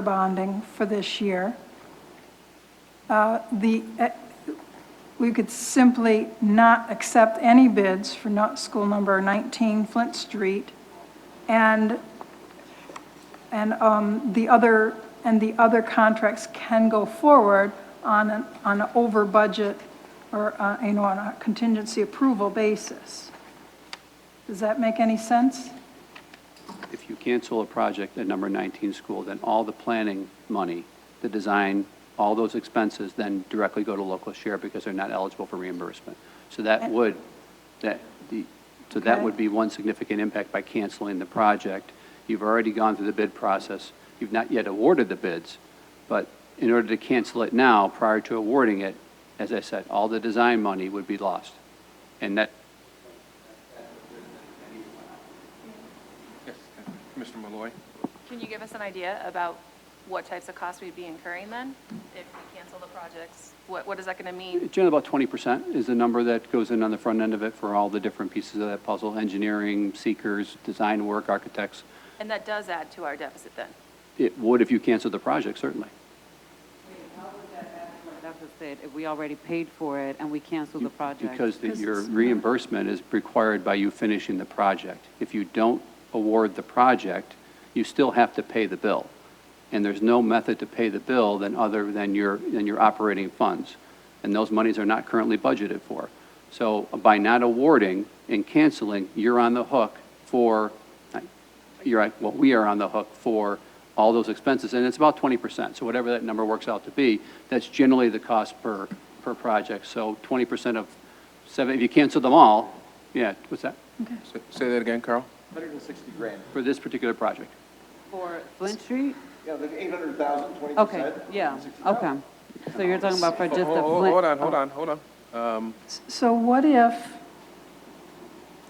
some of that design work isn't completely for naught. What if we cycle that back into capital improvement in future years with a new negotiation with the city on new Architects need to get terms? paid for their work. The architects have completed their work, they need to get paid. There's no recycling it back for the design work, if that's the part that you're asking. If you Well, but- cancel the project, you have to pay the bills that have been incurred by that project. Right, but you can use the architect's work in. The architect only did the work based on the project they designed, that you can't use it somewhere else. Not somewhere else, sometime else, like in a future year. Just save the plans, save the blueprints. But we still owe them. Yeah, we'd have to pay them, yes. I but- would strongly recommend not doing that, because the work that you've designed now is based on the material cost and so forth. What do you decide to do in the out years the unknowns are too risky to do that. Okay, You wouldn't want so to do that. This is the whole point of my line of questioning, okay? I, as one board member, don't want to be the fourth vote that approves this at a time when there are other board members prepared to make an argument that I was being irresponsible. So I'm fleshing out these questions because right this minute, I'm prepared to vote no and hang with the people who would charge me with being irresponsible and see where that goes. Commissioner Adams? So, I've expressed already, I'm not going to repeat what I said. I've expressed all of that. So I know what I need to do moving forward is next year at the beginning of this process. I need to really be asking all these questions because a lot of this was set up already. I'm not going to let, I don't know if anybody from the city even go in Flint Street. So it's not that it's really going to affect them. It's our kids. And if we're going to talk about approving anything, I would hate to leave Flint Street out and put Soda in and 46 and what's the other one? And leave Flint Street out. Flint Street is, I hate to put a label on it, but it's historic over there. My feelings with how the city operates and all that is not going to influence my decision. I expressed how I didn't like how the answers was given. I expressed, but I'm not gonna let that influence my decision, because it will affect the kids at Flint Street. And like I said, I don't even know if anybody in the city that work for the city even live over in that area. I live not too far from there. I am going to vote for it.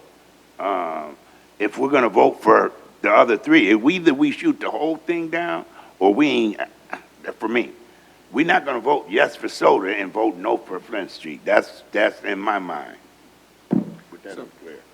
So let me just say, for those of you who are looking at the hour and saying, oh my God, we're still talking about this, I'm not going to look at anybody. I'm just going to say, I'm good with this conversation. Once again, well, Beatrice, just let me finish. You know, we listened to you. I want to just talk about the process. I just listened to Ricardo. And I would say, and I agree with what he said, and to Commissioner Powell, I would say, you know, we're talking. I'm not making any decision based on how I think people are, and I realize sometimes we think like that, but I'm not going to make any decision based on how I think the thing is going to turn out. I'm making the decision on what I think is right, and how I think you make those decisions by listening to people, right? And I'm telling you, Commissioner LeBron, I listened to you. I think you made a lot of sense, and I think a number of people reaffirmed that. But I think what Terry said makes a lot of sense. I think what Ricardo says makes a lot of sense. So and for those of you thinking, well, it's so late, why are we still doing this? This is what the job is about. Don't get it twisted. This is good deliberative process. For anybody who's saying, why don't they just go with what Mike said? It doesn't work like that. Thank you very much. I want to be clear about that. This is our job, right? And Mike, I'm looking at you now, but I'm not directing my comments towards you. I think that sometimes people think we go beyond ourselves in talking about this. There was good comments on both sides, rational, justifiable comments. And I think this was not an exercise, but this was our job. So, Commissioner LeBron. Yeah. Again, for me, I hear what you're saying, Mr. Adams, about Flint Street and approving the other schools. The difference is it's not just soda, it's number 20 and 46. And soda's on there for replacing a boiler. But again, the difference between Flint Street and the other schools that are named are that the projects are directly for our kids in schools.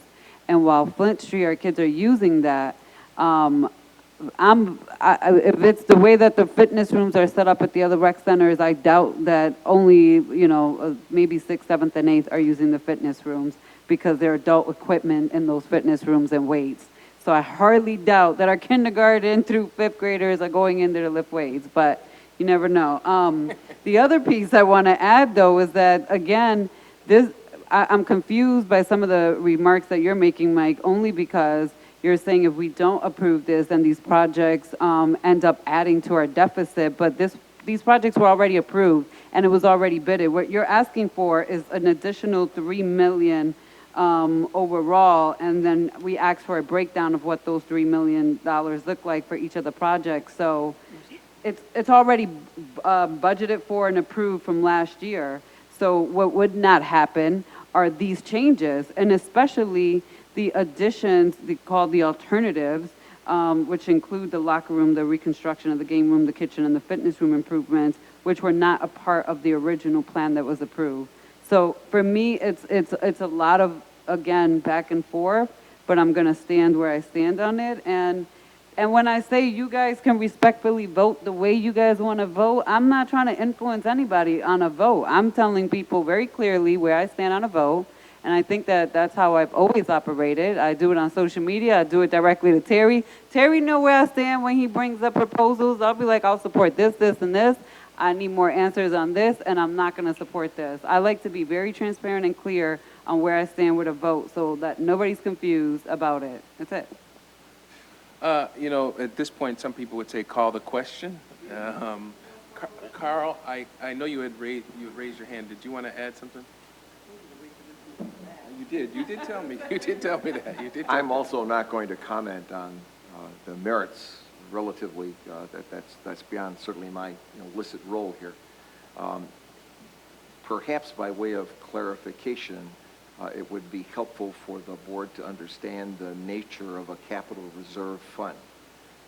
That is the fund from which the 2% comes. that is not directly reimbursed by the state. That fund is an extant fund. It has money in it sufficient, Mike tells us, to cover that 2%. And that money cannot be used for anything else. We cannot transfer money out of that fund to fund anything else in our budget. It exists only for that purpose. And the money is there to satisfy that purpose. So just as a matter of fact, I wanted to be clear about what was referred to as the contingency fund, which is kind of a loose term. The general municipal law term is a capital reserve fund. It's a very defined thing. Commissioner Shepard? So my arguments around all of that with the funds that we use and the situation that we're in right now is the fact that this board does not lay our eyes on the actual accounts, and that we have had accounts put before us with numbers in the actual fund that did not exist. And that's my problem, and that is the whole purpose of why I was bringing it up, is that someone can say in this meeting right now, we have enough funds, and then they're not there. That's a problem for me. We just saw that with the contingency fund, with the contingency fund that's through our district, through the operating budget. And so that is my concern around this. And not only that, with the bonds, I mean, I understand how it goes when we're working with another municipality, they're giving us a break, and then here we come and we have an opportunity to take out more bonding. But the issue is that if we just did something with our capital improvement projects last year that I felt like it just fell apart, because at the end of the day, we were asking for things that just ended up being more than what we originally went into, and that's just problematic for me. And so again, for me, I am nervous because we have been in this situation, and this is why we are here now. We're asking for more money when we might need to bond for other things that come up. I mean, it happens all the time, and so I don't know if now that we take out 17, it'll come out, 17, 18, around there, for this additional, what if we need some more? Are they going to be willing to then work with us on that? I just don't want to keep taking out excess amounts of money just because it's there and available to us. That I don't want to operate like that. Okay. I call the question, and so that means we're going to vote, because I think everybody's had the opportunity to be heard. Roll call vote, please. That's fine. All those in favor of Resolution 630? Roll call is. Well, right. So I'm saying all those in favor of Resolution 636, say aye when I call your name. Commissioner Adams? Aye. Commissioner Powell? Yes. Commissioner Malloy? Aye. Commissioner Shepard? No. Commissioner LeBron? No. And I'm a yes. So the ayes have it. And again, I don't want to beat the proverbial dead horse, but I do think the conversation for me personally was very valuable. So, and I had no idea, actually, to be honest, I knew how I was going to vote before you said something. And I said, you know what, that makes some sense. So that's what sort of opened the door for me. So we'll have So it was a valuable conversation. Was that? We'll have a monitor soon, so. Right. Mr. President. So, all right, next Mr. resolution. President, before we Yes. move on to Yes, the ma'am. next, I don't want the point to be lost that a substantial part of this conversation was about our relationship with the city. And I think that we need to negotiate much more, we need to be much tougher in our negotiations with the city at the front end. And I think, I mean, I've got a whole white paper on the subject, I don't need to repeat it, but we have opportunities here to establish a different footing with the city, and clearly that's important to more board members than just myself. Thank you. And let me just say, Ricardo made a point earlier on that you might have said it because you were newer, but I would say the same thing. I'm going to look, I'm always looking, I always try, but I would have looked earlier on in this, right? Which is the moral of this story. But that doesn't take away from the points that, for example, Commissioner Shepard just made, which is, we never should lose sight of our ongoing responsibility to sort of monitor this. But I think your observation is correct. This really, we could have examined, I think Mike represented that some of this stuff was in there from the get-go. and this issue about the city rec center and whether we're benefiting this, all that stuff could have been discussed before, and to be honest, I don't recall that it was. So your point is legitimate, but the other comments that have made are important too, because you never stop monitoring. All right, next resolution that we need to consider is 447. Is there, 647, I'm sorry, it's getting late. 647, is there a motion? So moved. Commissioner LeBron, seconded by Commissioner Malloy. Any questions or comments regarding 647? Yes. Yes, ma'am. It's me. So I just saw briefly again the response. I apparently have the defective mic today, but so the response that was put here was the same response that was brought up last Thursday, was that it was going to be funded through Title I. If needed, childcare, bus passes, and light refreshments, which I have no problems with it being funded through Title I. My question though is was it budgeted for? And I don't think that this was budgeted for. And kind of going back to some of what Commissioner Shepard has been emphasizing today, is specifically last year when that budget was passed and July 1 rolled around, there were lots of resolutions similar, not just as a MOU, but with just expenditures, positions being re-added. It was never budgeted for, nor any explanation that new funding had came in. And so anytime I see those types of things where it looks like it's a new MOU or a new position and there's no evidence of where the actual funding or new funding came in, it's a red flag for me. So not that I don't want to support the collaboration, I do, but I do know that childcare, food, and bus passes can get costly, and I just want to make sure we budget it for that. Amy, you're up. Thank you. Yes, I'm standing in for Khadijah. She had to go. So to answer your question, it's two parts. So Starbridge is providing some of the services with an in-kind donation, and then to offset the cost, there is title funding that is set aside to support the parent university. So the total cost is not all with the title funding, but there is a set aside for the schools, and it's an annual set aside that we do for parent university, and it is budgeted.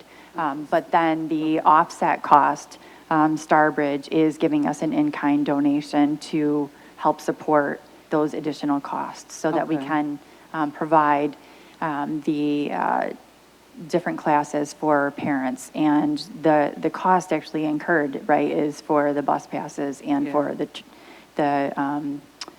care for our babies. So Parent University has set aside some specific funding, Yes. and they're not going to move forward with some of the projects that they had budgeted for that piece of it? Is that what you're saying? So for example, I like to work with small numbers, $500, Parent University budgeted for the year. And they thought they were going to do 5 projects, but it turns out they're only going to do 4, and they're going to set aside 100 of that for a new project. Is that? So they'll move forward with offering the classes, and then Starbridge will pick up a certain portion of that. So what they've done is they've looked at an analysis of the classes that were offered last year. This is what, out of their title funding, they can fund, and Starbridge is picking up those additional costs because we couldn't afford to continue with giving parents the bus passes and taking care of the care and the food. So Starbridge has said, based on last year, these were the courses that were offered.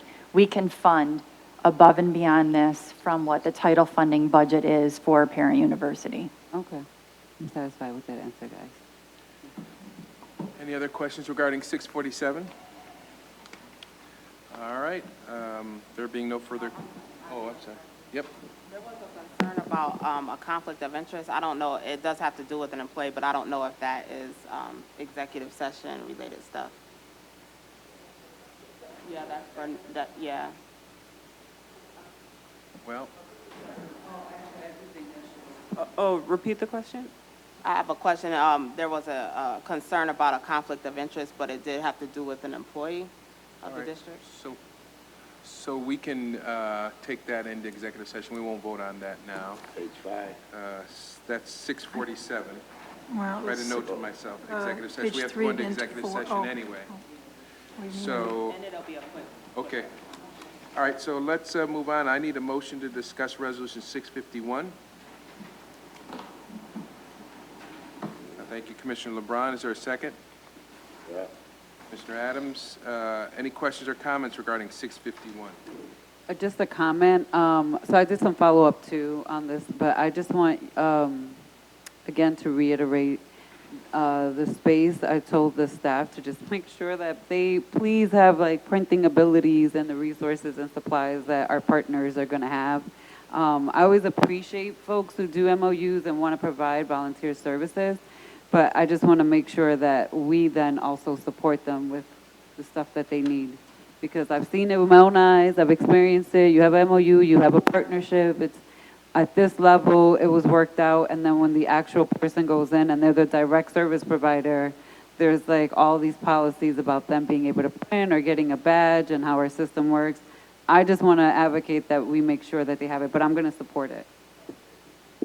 Any other questions regarding Resolution 651? There being no further questions or comments, all those in favor of Resolution 651, say aye. Aye. Okay, that takes us to Resolution 661, the closure of school buildings policy. If we are to proceed as the superintendent has suggested in a previous meeting, we would need a waiver of our existing policy. Who's going to take this, Carl or Carl? Oh, I was just about to put the motion. You want him to explain? Well, just so that there's some context. But we can be brief, Carl. Does the board have any questions, first of all? None appearing. If there are no questions, I have nothing more to say other than the resolution speaks for itself. Just so, Carl, just so that people know we're operating in a transparent way, could you just briefly describe what the proposal is? Sure. The proposal is to waive a paragraph in a policy which is entitled the closure of school buildings, whereas in the context of the actual policy, the word schools seem to be used interchangeably, so there's some ambiguity as to the applicability of this policy, so as to just take away any doubt whatsoever, inasmuch as the policy allows for the board to waive its provisions in certain circumstances. This resolution is designed to accomplish that. That's as good a summary as I could have imagined. Thank you, Carl. Commissioner Powell? For historical context, I can tell you that the reason this policy came about was that the previous superintendent had kind of blindsided both the board and the community with a proposal to close buildings. And so if the policy was perhaps severely restricting the superintendent, I'm sure you can understand why or how that came about. And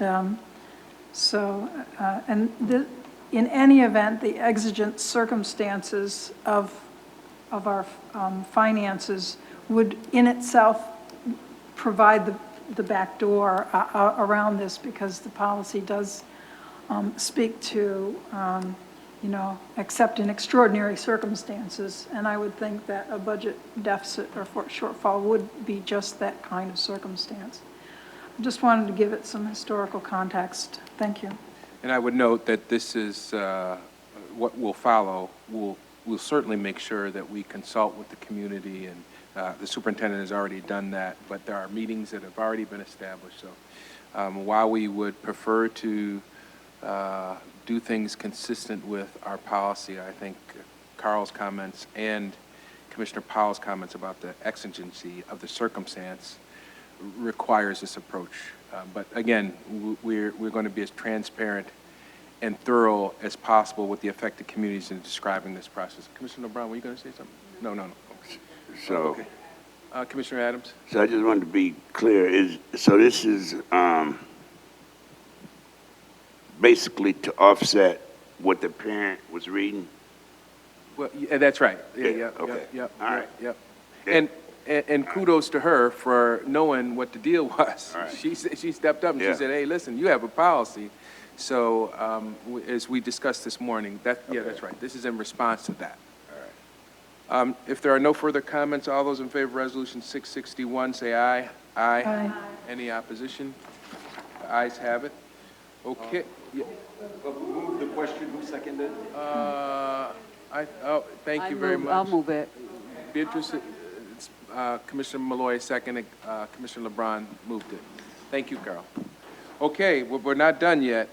We have to, there's no new business, but we have to go into executive session to discuss a matter related to the terms and conditions of a particular employee and to discuss a particular resolution, which I think involves a particular person. Yeah. Yes? Just wanted to give kudos. Oh, wait, let's do this, finish up this motion. I need the motion to go into executive session. Been moved by Commissioner LeBron, seconded by Commissioner Adams. All those in favor of going to executive session for those reasons that I previously said, say aye. Aye. Before we go into executive session, Commissioner Malloy? Yeah, I just had the opportunity to go to James Monroe High School. They did a mural unveiling, and it was quite beautiful.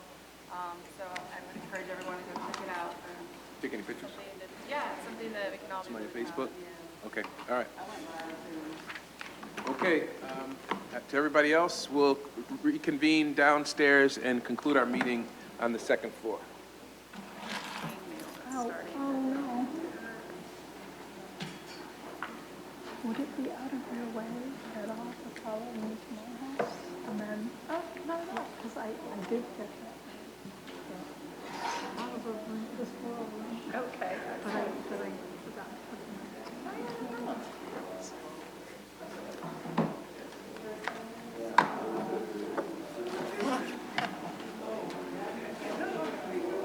in. My kids will be so happy. Yeah? Well, I met my new neighbors and in the yard where the bees are. Do you think they'll be okay? No, I don't think it'll go, well, I'm not sure because apparently one of the kids has an EpiPen. For these Is there anywhere else in your yard you can? Yeah, I mean, I told, was moving there. Outfit that's providing the service. The contracts, I don't know, thank you. You're welcome, anytime.